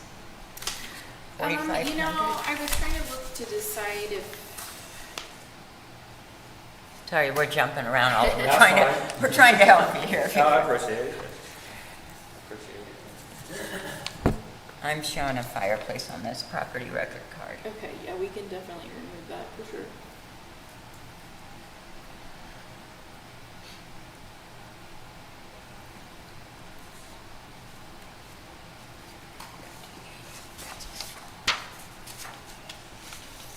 Yeah, that takes 40, as you can see, it's adding 4,500 for the fireplace. We didn't know that it was removed, so we can definitely Okay. remove that.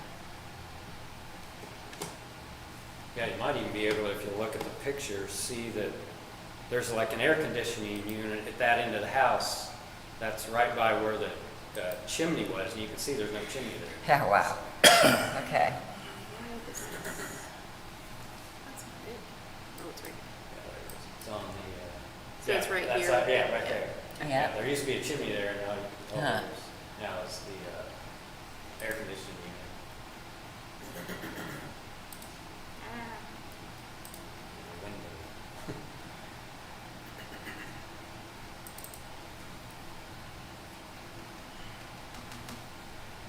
Maybe. But I mean, yeah, that would essentially drop it 4,500 because that's what it's adding. Okay. So that's off.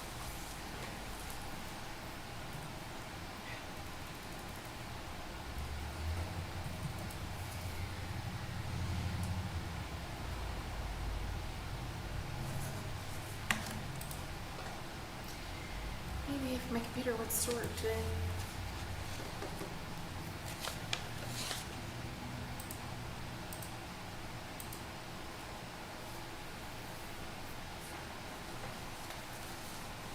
Is your home a brick home? It is not, I was gonna mention that. No, it's not. It's got a little brick on the front, just low, brick just like mine. Okay. for aesthetics. But no, it's a vinyl siding. Okay. I see that it got, Yeah. so we can correct that as That well. construction. Yeah. There's a house that sold for 245.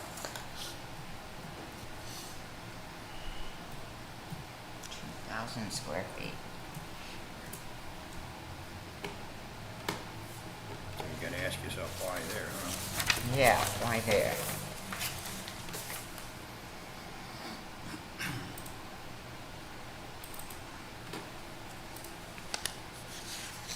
Larger garage. Built in '89, so 10 years newer.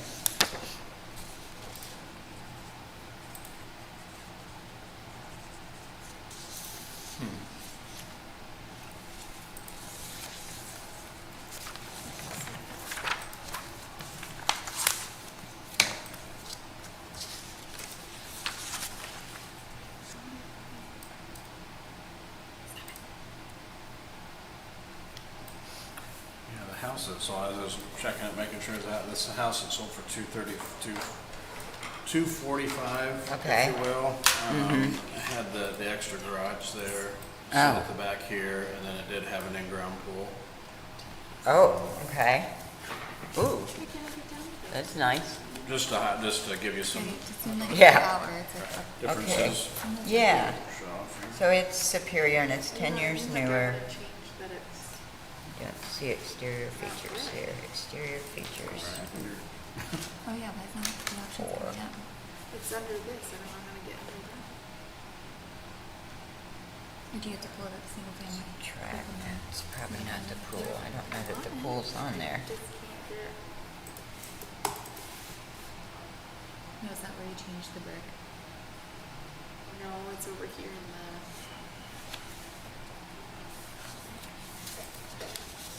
I have to change it before I get there.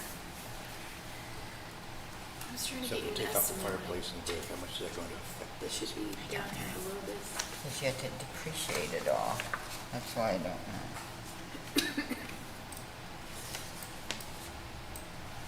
Just taking out the fireplace.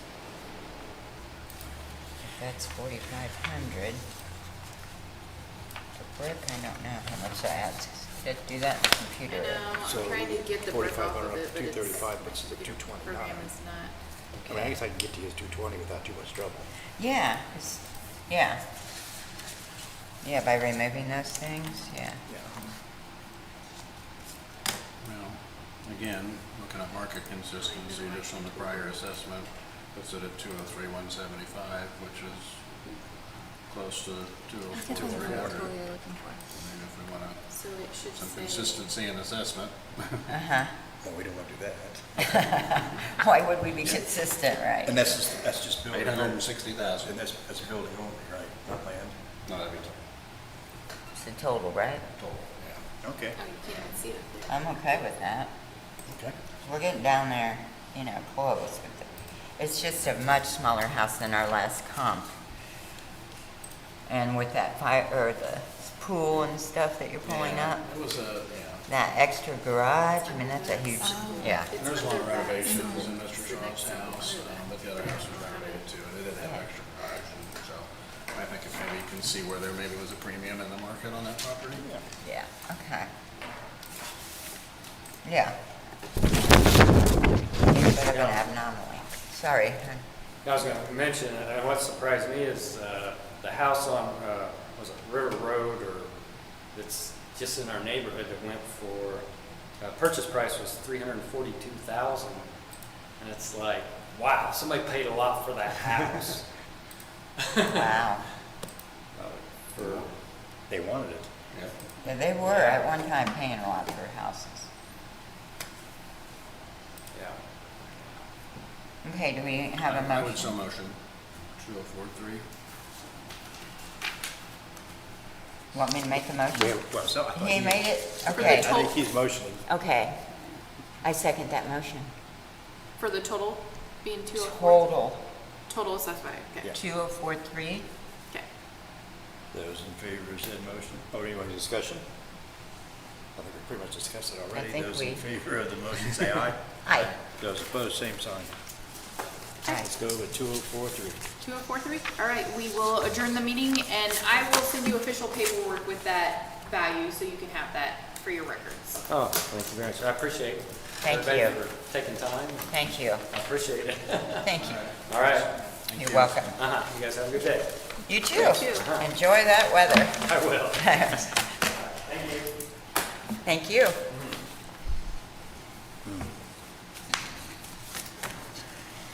Okay, we will break for lunch.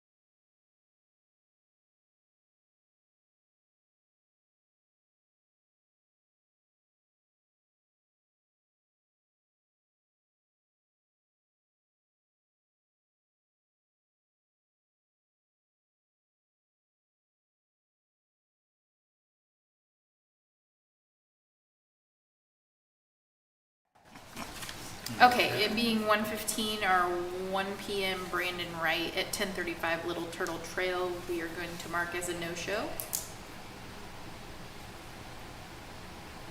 Do you guys wanna?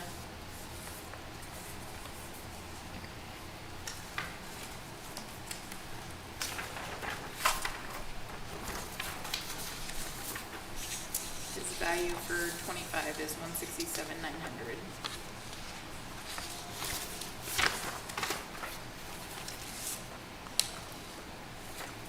He did say he has an appraisal, but he has yet to submit it to our office. And you didn't make an offer on this?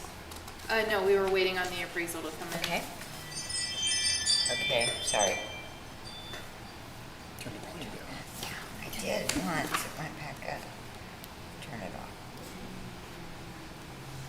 I'm just now looking, and he does say on the second appeal that he filed on the same property that the wood deck was removed due to damage, so it looks like we still have it, so we could field check that and make sure that's gone and obviously remove it, but as far as meeting the appraisal, I can't meet it if I don't have a copy of the appraisal or any other information. Okay, so you're gonna field check possibly the shed to see if it's there? Is that what you're saying? He says the wood deck, so yeah. Oh, wood deck, I would definitely, okay, wood deck. I would definitely check the wood deck before. Okay, that's good. I just now saw that on the second page, sorry, should have already did that. No, I'm still sticking with no show, no change versus if he shows up with the appraisal, I would say you could go with that. But Right. Okay. Yeah, I would agree, no show, no change. you took our time, so we should. Okay, are you all in favor of no show, no change? Aye. As he That walks was to the door. yeah. Don't do that. I mean, we, Motion has been made to accept no show, no change. Those in favor say aye. Aye. Those opposed, same sign. Motion carries. we'll wait on our 1:30.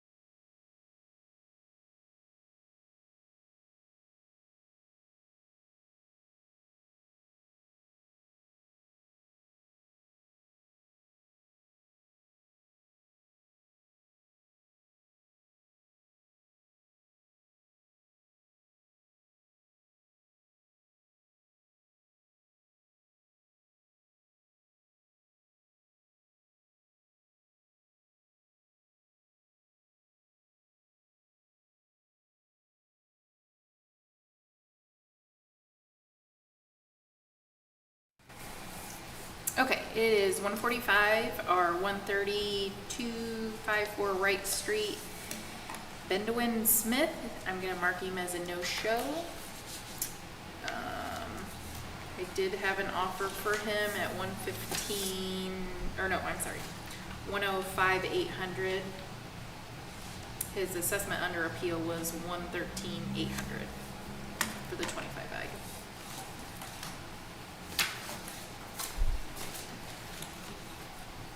So that's up to you guys if you want to do no show, no change, keep him at the 113,800, or if you want to go ahead and go with what the assessor offered at the 105,800, So you're sending. or the- make whatever change you want. Did you send him the 105,800 in an email? Or you just- This guy I had a phone conversation with. okay. Did you base that off of sales, your 105,800, or? Yes. So do you feel like those sales are better than the original sales that you used? I mean, I really like the idea of no show, no change, but I also feel that if you've offered that we should honor that, so. Now what do we do with it? And if she based it on sales, she's got support for Yeah, it. so, Yep. all right, so I would entertain a motion at 105,800. So moved. Second, Those in favor say aye. aye. Those opposed, same sign. Yay, 105,800. Thank you. And isn't he the one that had the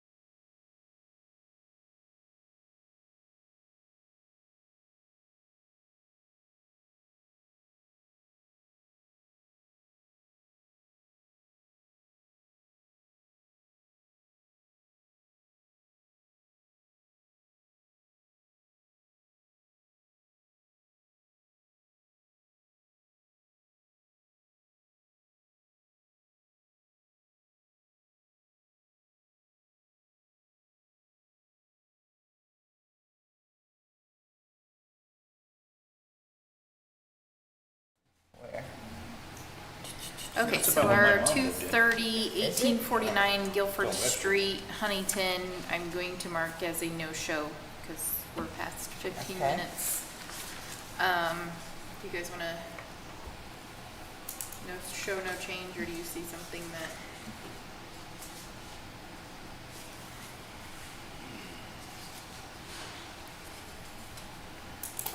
That's a motion. I was gonna say, we had 7 comparables that supported our value.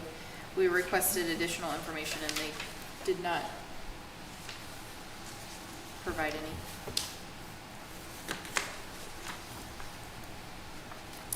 Well, I would entertain a motion for no show, no change.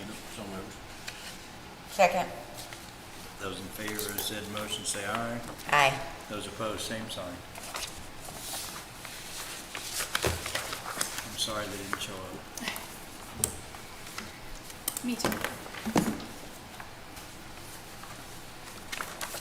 Okay, Mr. Meese, I am going, if you want to step up to the podium, I'm going to read a little script about recording and parcel numbers, and we'll say who we all are, we'll swear in, and then we'll get started, okay? Okay.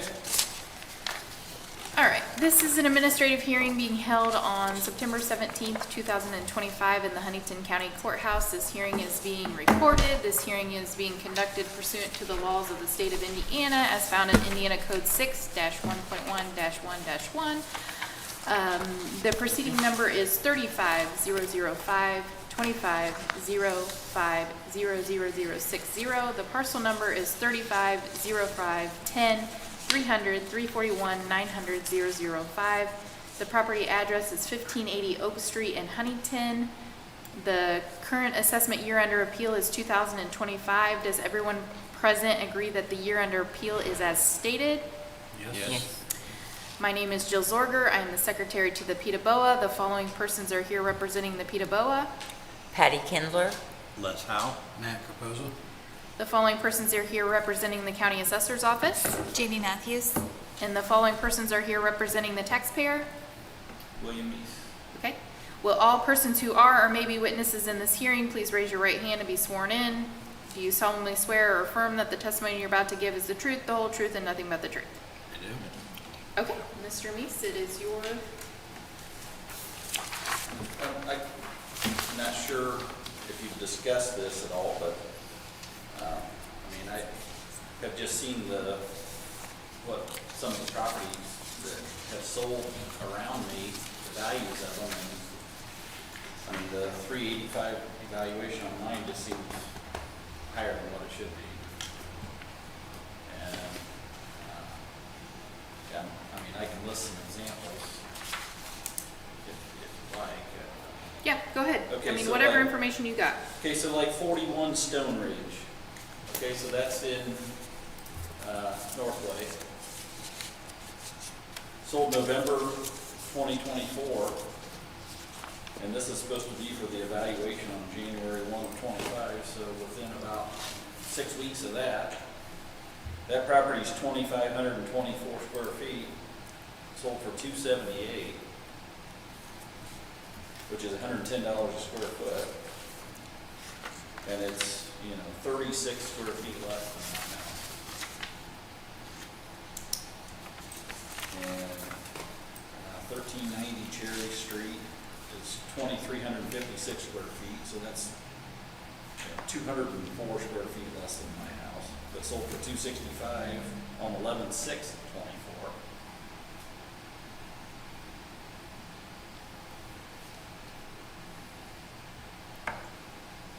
1470 Poplar Street.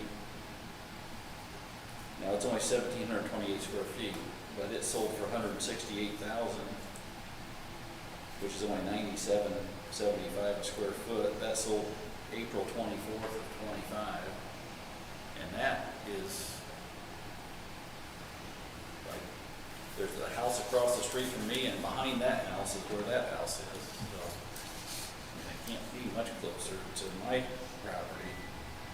But anyway, substantially less per square foot than what mine's being assessed for.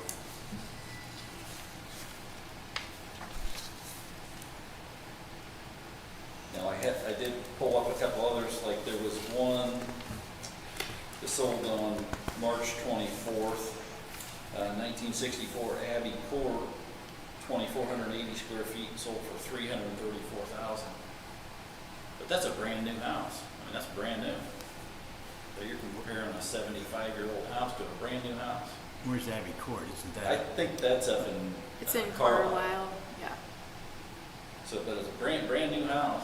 It sold for $334,000, which is $135 a square foot. That's still at least $40,000 less. If you take the highest one that I pulled up, it's still at least $40,000 less than what my valuation is. I also pulled up 1249 Lucas Court, 2192 square feet, sold for $289,000. Again, that's a brand new house. And Lucas Court, I think, is up. That would be around, Yeah, that's what I was thinking, the one north of Carlisle. yeah. But again, you're still 45 to 50,000 less than what my valuation is. And those are for brand new houses. I mean, if you compare square foot cost.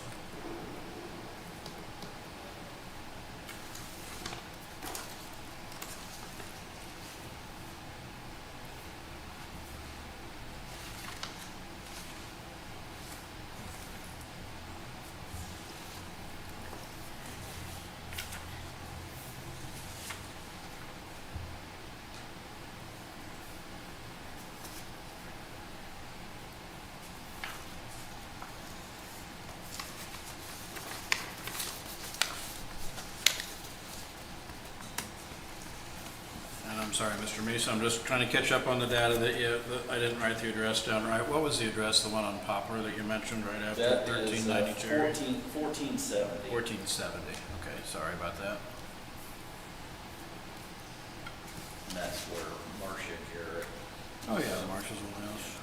right across the street from my in-laws too. And like I said, I could hit a golf ball now.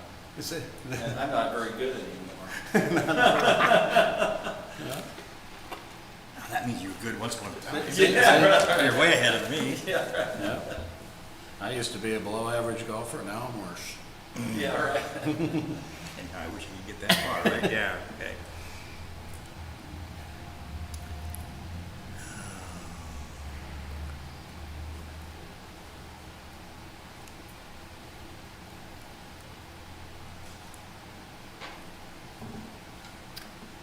Jamie, if you wanna do this. Yeah.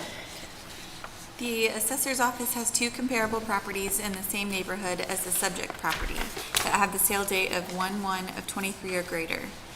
The assessor offered new assessment of $337,900.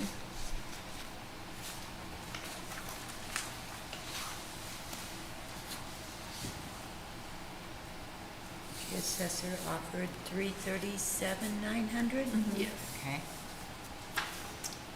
And his value was at $385,400. And you're not happy with the $337,900 offered by the assessor? Well, I mean, at the time that I put the paperwork in, which was back in June, but I mean, I pulled it up like on Zillow and it was saying 314, which seemed fair to me. I mean, at 337, it's comparing me to brand new houses as opposed to a 75-year-old house. But I guess in that 314 range seems more closer to what it should be assessed for than even 337, but certainly I would take 337 over 385 for sure. Yeah, I bet. Okay, just checking. Okay. Yeah, just checking. So now, obviously, you've done a lot of market research.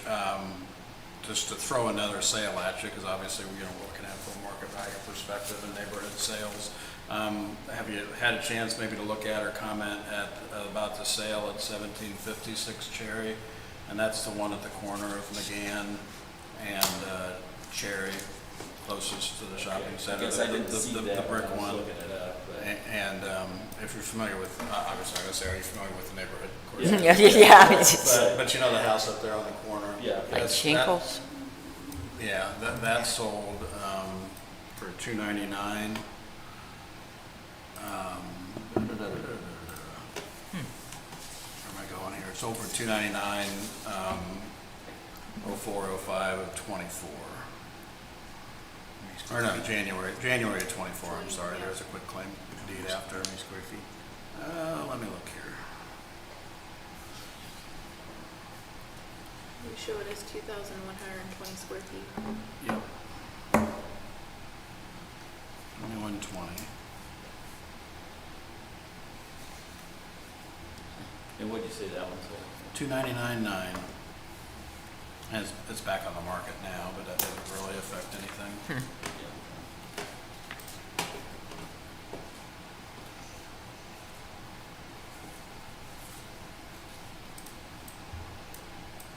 I mean, has some traffic influence that Mr. Meese's property doesn't have.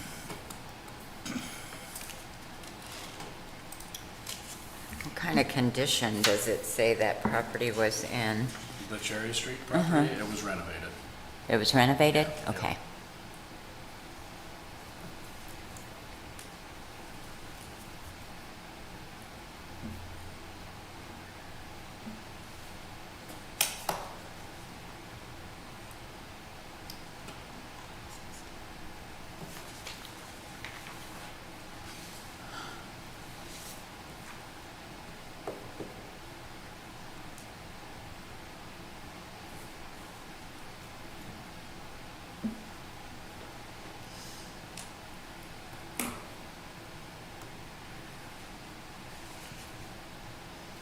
Do you have any more questions, any more discussion?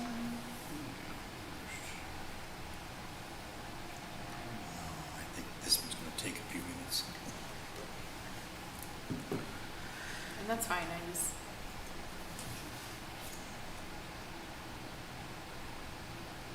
Are we looking at similar square footages with the one on the corner? Yeah, they're within about 400 the feet. one he got was Oh, okay. 21 and he's at Very good. 2560. Okay, thank you.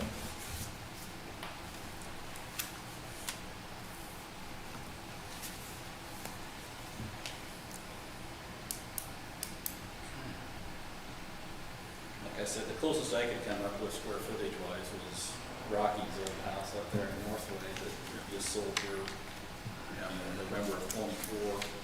It was like 36 square feet difference. Wow. Sold for 278. I mean, that's in Northway. What was the Huh. address of that one again? That one was 41 Stonehenge.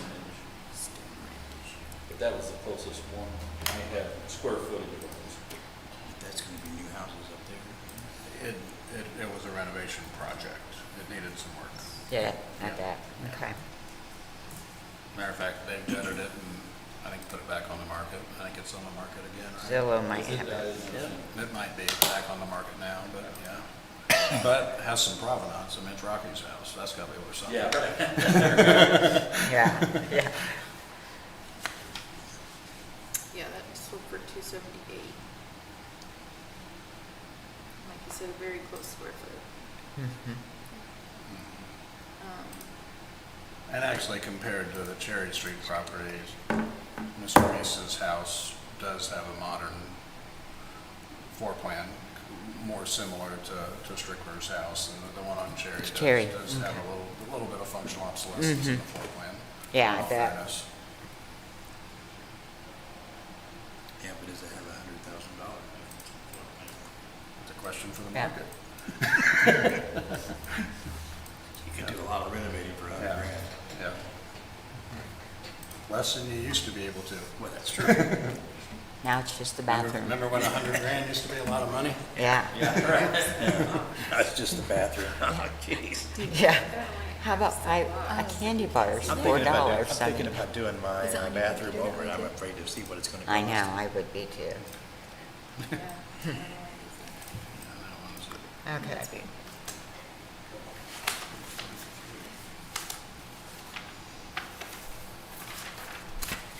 Why don't I know as I have any questions? but I'd love to discuss it. So do we Yeah, I don't just- have any do we just questions, table but- it and see what we can come up with later? Okay, motion taken under advisement? Yeah, I mean, Okay, I had a lot of stuff to try to calculate out. okay. So, yeah. Okay. We're gonna table it? Questions? We're gonna table it. Okay. Make a motion to take it under advisement Good. Go through it. and work on it. She brought a lot of good information, so, Yeah. Okay, Yeah. good. Yep. So we'll adjourn the hearing, and like I said, they'll table it, and then they'll discuss, and we'll either, for some reason they want more information, or if they render a decision, we'll just send you the information. Okay. But thank you for coming, and thank you for bringing that information. Yeah. Thank you. thank you.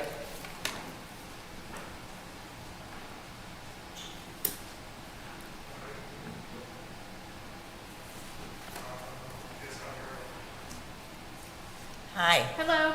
Got 3:30, I guess I have to wait till 3:30. No, probably I'm fine with them. Yes. Are you have guys- to Unless sit you there. want to. Yeah. Are you guys fine with them? I wasn't sure. We might need what, 5 minutes? Oh, I we don't can- know, we it's do up- this totally later? up to you We can guys. do him Okay. and do this. We'll do him. Whenever you're ready. All right. Okay, so my I thought was will, if you wanna step up to the podium, I'll read through a speech, talk about the parcel numbers, the address, what year's under appeal, and I'll introduce ourselves, and then I'll swear you in, and then you can begin, okay?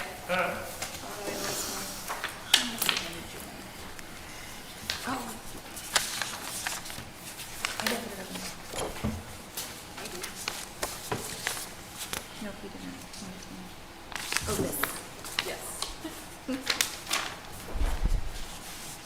Okay. This is an administrative hearing being held on September 17th, 2025 in the Huntington County Courthouse. This hearing is being recorded. This hearing is being conducted pursuant to the laws of the state of Indiana as found in Indiana Code 6-1.1-1-1.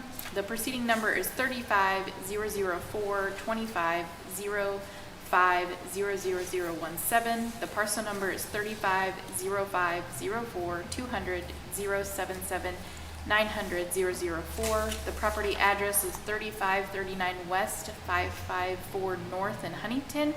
The assessment year under appeal is 2025. Does everyone present agree that the year under appeal is as stated? Yes. Yes. My name is Jill Zorger, and I'm the secretary of the Ptaboa. The following persons are here representing the Ptaboa. Patty Kindler. Les Howe? Matt Capozza? The following persons are here representing the county assessor's office. Jamie Matthews. And the following persons are here representing the taxpayer. Deborah Truix. Will all parties who are or may be witnesses in this hearing please raise your right hand to be sworn in? Do you solemnly swear or affirm that the testimony you're about to give is the truth, the whole truth, and nothing but the truth? I do. Okay, go ahead. I just made the appeal because the estimated value of my home is shown around 213, which I listed a couple properties that were a little less than the average in Bel Air, and then one was more square footage, the third one was more square footage to show that price that was assessed was closer to that one. I guess my assessment was $56,000 higher this year. It's just why I was doing the appeal.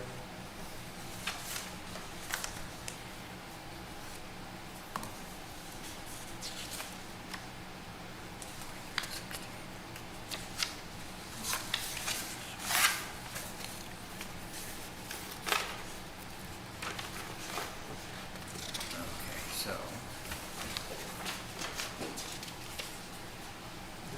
Two that were lower or smaller square footage than mine had just sold within the last year. I think one was 188, one was 190 something. They're like 200 and 300 square foot smaller.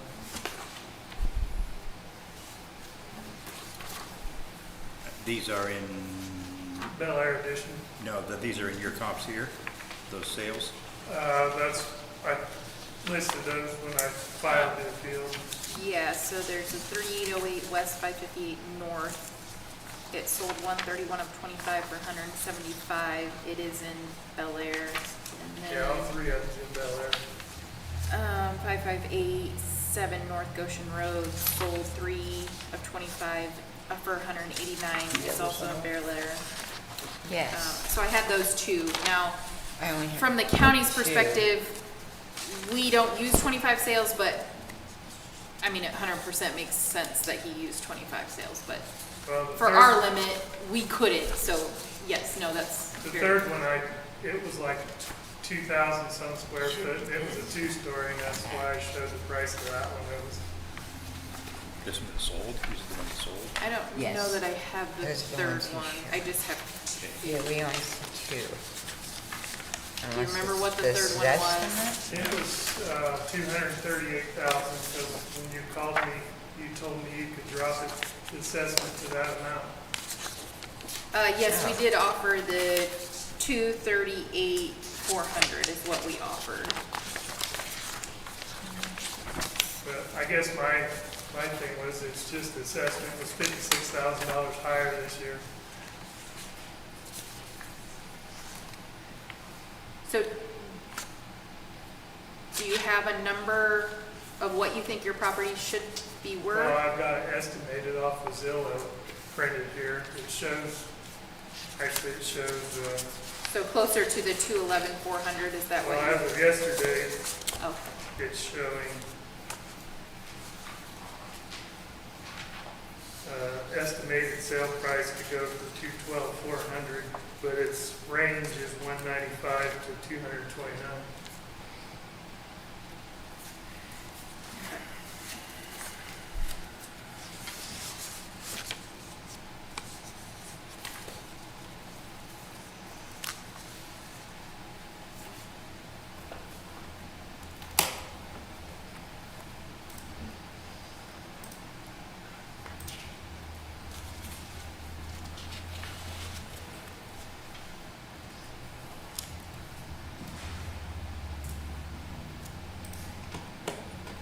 Okay.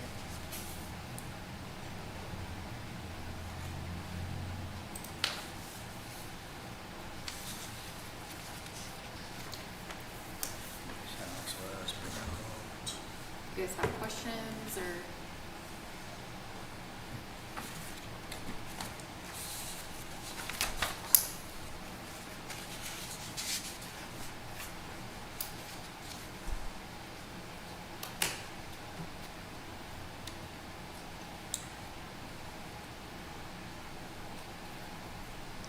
I don't think I have any more questions, at least not for him. I don't have any questions. Yeah, I think I'm at the point where I don't have a question.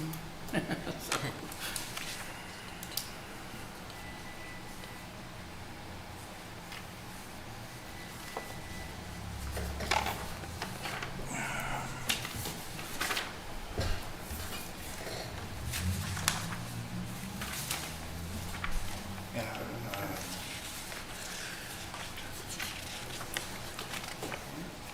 I'll make a motion that we take it for further This enjoys the consideration. table too, yeah. Yep. Okay. Take a look at Second it. that? those in favor of the table say aye. Aye. Okay, we will adjourn this hearing. They'll table this for now and they'll look up the sales that you provided and, if we need any other information, we'll let you know. And then we'll send you what their decision is, okay? All right, thank you very much. Thank you so Thank much you. for coming Thank in. you.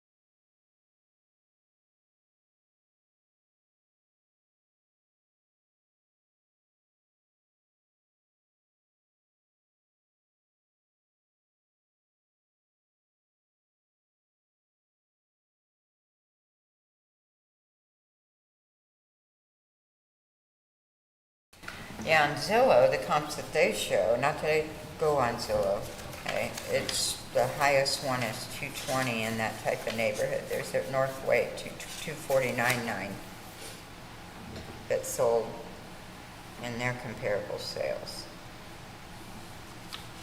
At Northway, when did that sell?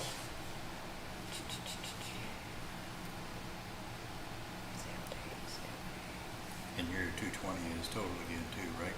I'm sorry? Your 220 is total, 225, whatever it was. Yeah, Okay. 225.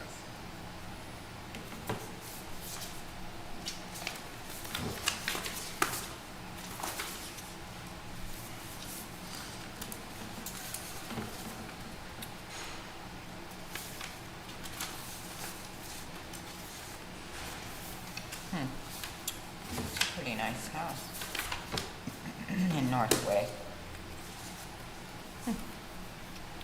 You thinking about moving up there, are you? Well, if they're selling them that cheap, I guess I will.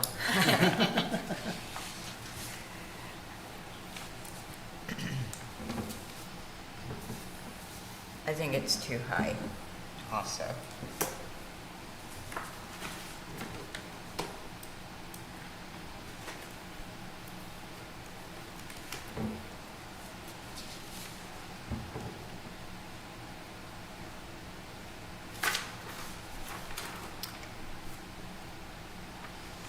So do we take his 238 or do we make it even lower? Well, he wanted, that was the other day, now he wants it lower, right? 38, yeah. Right, I Well, I offered thought I offered the 238, he's thinking 212, but with a range of 190 to 220. Right, okay, but okay, so on the form, is that, do I have that wrong where it says petitioner contends the property should be assessed at, and then 27 for land and 211 for Right. improvements? Is that you or? No, that's what they filled out, so essentially, we offered him what he, Yeah, so he would be happy with 238 in theory, is what he put down. right, And now he doesn't want it. but now he doesn't want that, because that's not what Zillow says. That's right. No, more. But it's right, that is what he put down. You have a good point there. We've had that a couple times today, brother, well, yeah, he was happy with that then when he filled this out, but now it changes. I don't know if the Yeah. property values have changed that much in Yeah. 6, 8 weeks, whatever.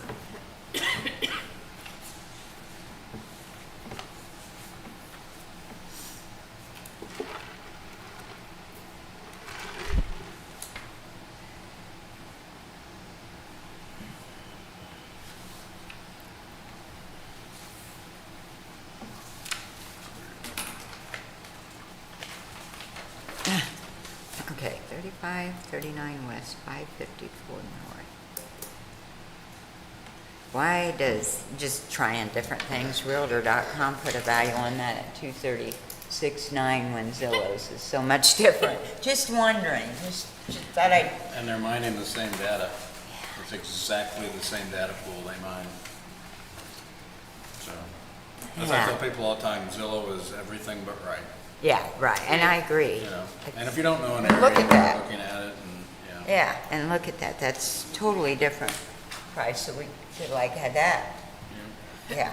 But at 225, we're looking at $137 a square foot, including the land valuation. Okay, At 225, which, based on the assessor's data, is quite a bit lower.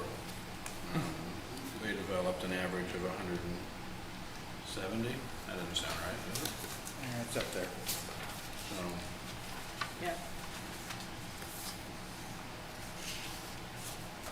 yeah, so, that's, The one that I was And trying to there's- work backwards for you is the one that you give us for what it was, 299 now, I don't remember what. yeah. the renovated one, is that Shinkle's house, 299.9 renovated on the corner of, Oak and, Oh, did we go back to Mises? I Wait, thought we were hold still on, no, we're still on, no, Oh, don't go okay, back to sorry. that one. Truex. We're still Sorry. out in Bel Air, we haven't moved out of Bel Air yet. okay, thank you. The last guy that was just in here. He's at 243, I offered 238, you guys were thinking lower you. than that. I'm looking at 225, but, Okay, I mean, I don't know if you I guys think have a that's fair. determination. I mean, I think based based on a larger house. It is aged, it should be taken into consideration, so. But the house that sold was also the same age, wasn't it?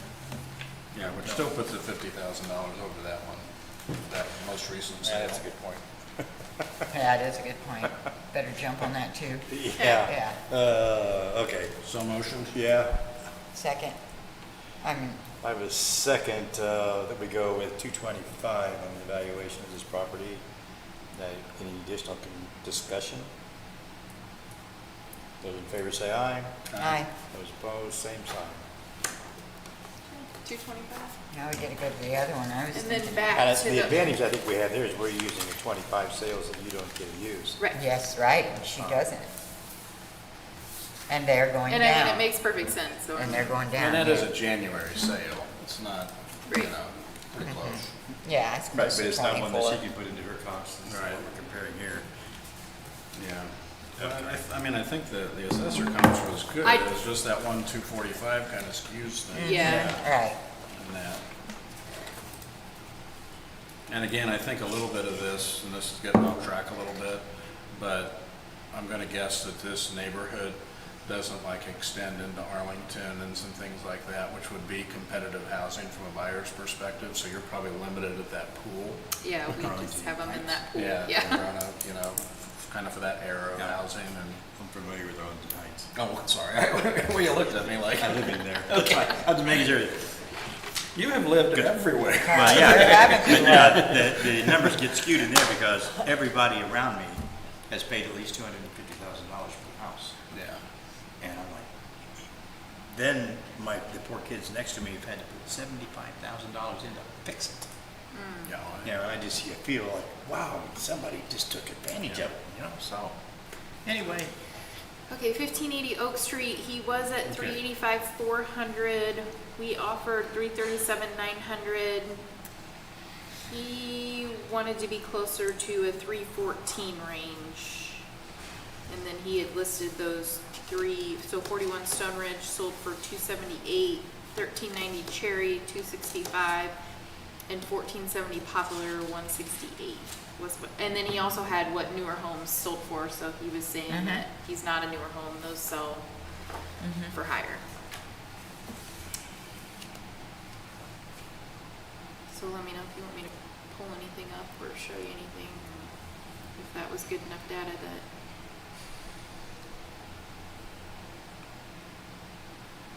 Mr. Meese's home is a pretty marketable home. Do they still have the pool in the backyard?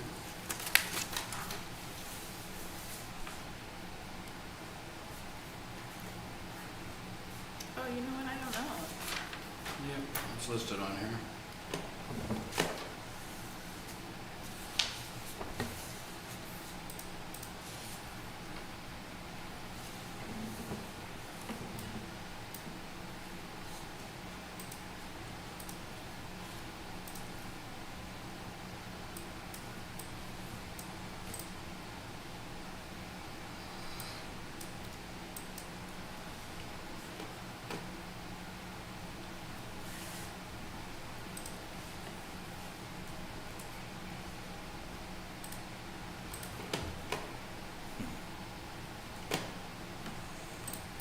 You guys may have found it, but the one on the corner Cherry, that 1756 Cherry, I think it's back on the market now for 334. Something like that. But again, it has traffic influence, less of a lot.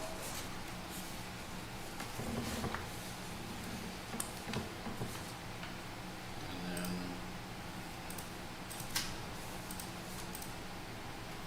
just to give you an idea on condition.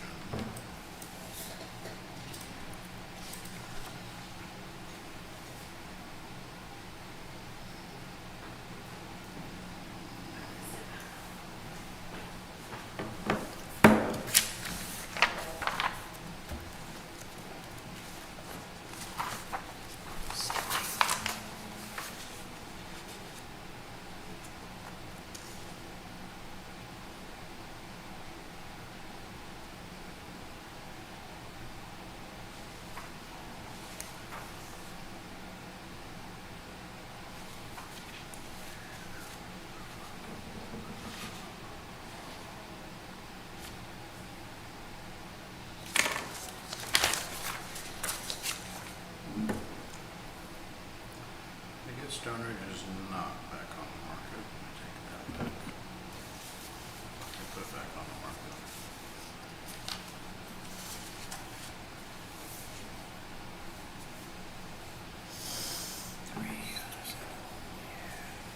But if you can, just to give you, I don't know if you guys can see it, but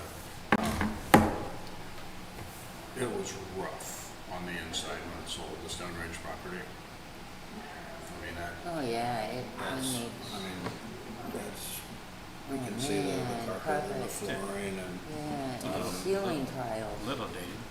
yeah, it was rough. Yes, it is rough.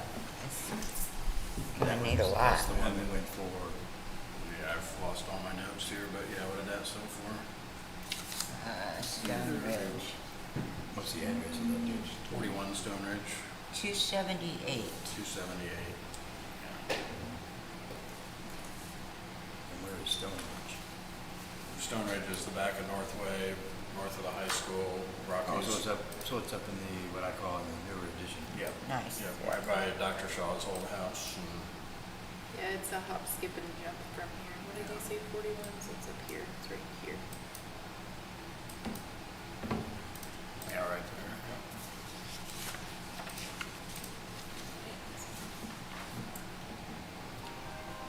Oop, sorry about that. It's okay.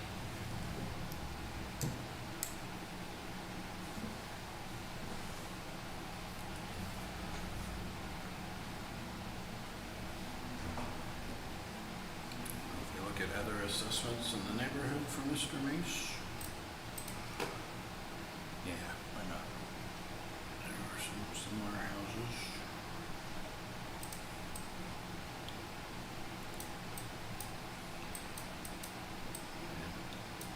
It's 375 next door. On Oak.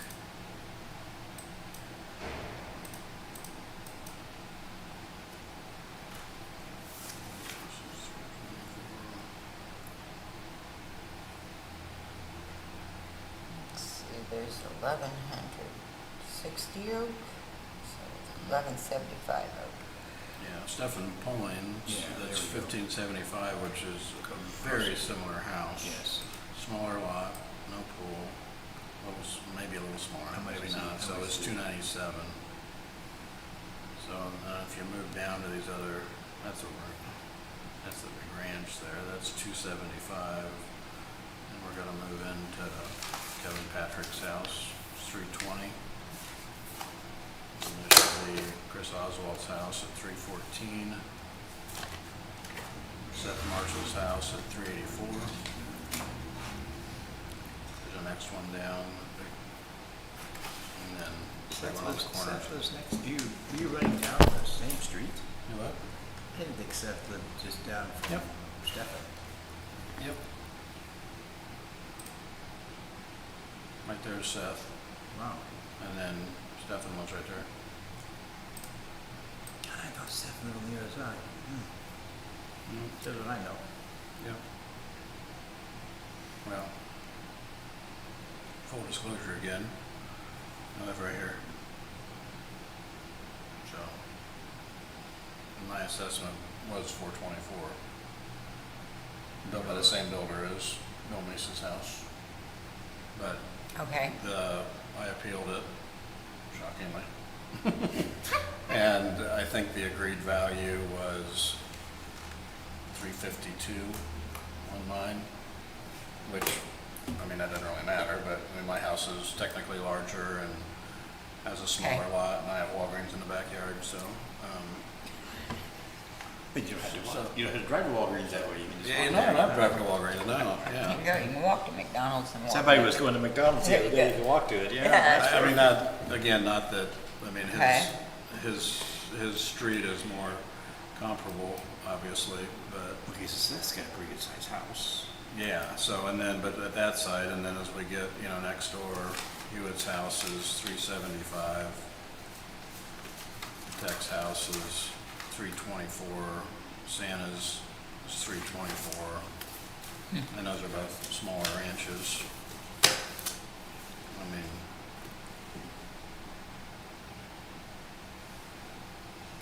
So 337.9 is not that far out of line. I don't think so. I mean, I think 385 that's probably a little over the optimistic side, I think, maybe. But Looking at those, I don't know if I can get to 314 or 307 either though.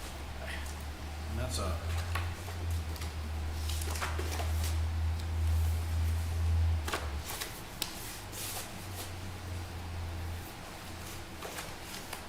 yeah, 337.9. I don't think that's a defensible number, in my opinion. And I don't, If not without the rest of the neighborhood coming in, running those lower. I mean, I seem comparing it. yeah, because he does, I mean, he has a bigger lot than everybody on their side of the street. The only other house, and again, we can debate pool, but I mean, the only other one is Seth's house with a pool, similar house. I don't know about interior condition on Mises, but, and it's, the assessed value of that is 384. So. And then the big house on the corner, Same square, roughly the same footage. it's probably a little bigger. It's got that, I mean, I mean, I've been in Seth's house. yeah. So, Mises was 2560.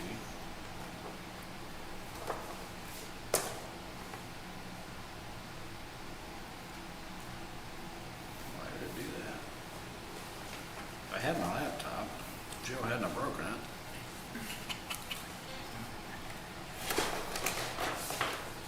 I move that Jill buys us all another laptop. Ah, there we go, wouldn't that be nice? Yeah. Yeah.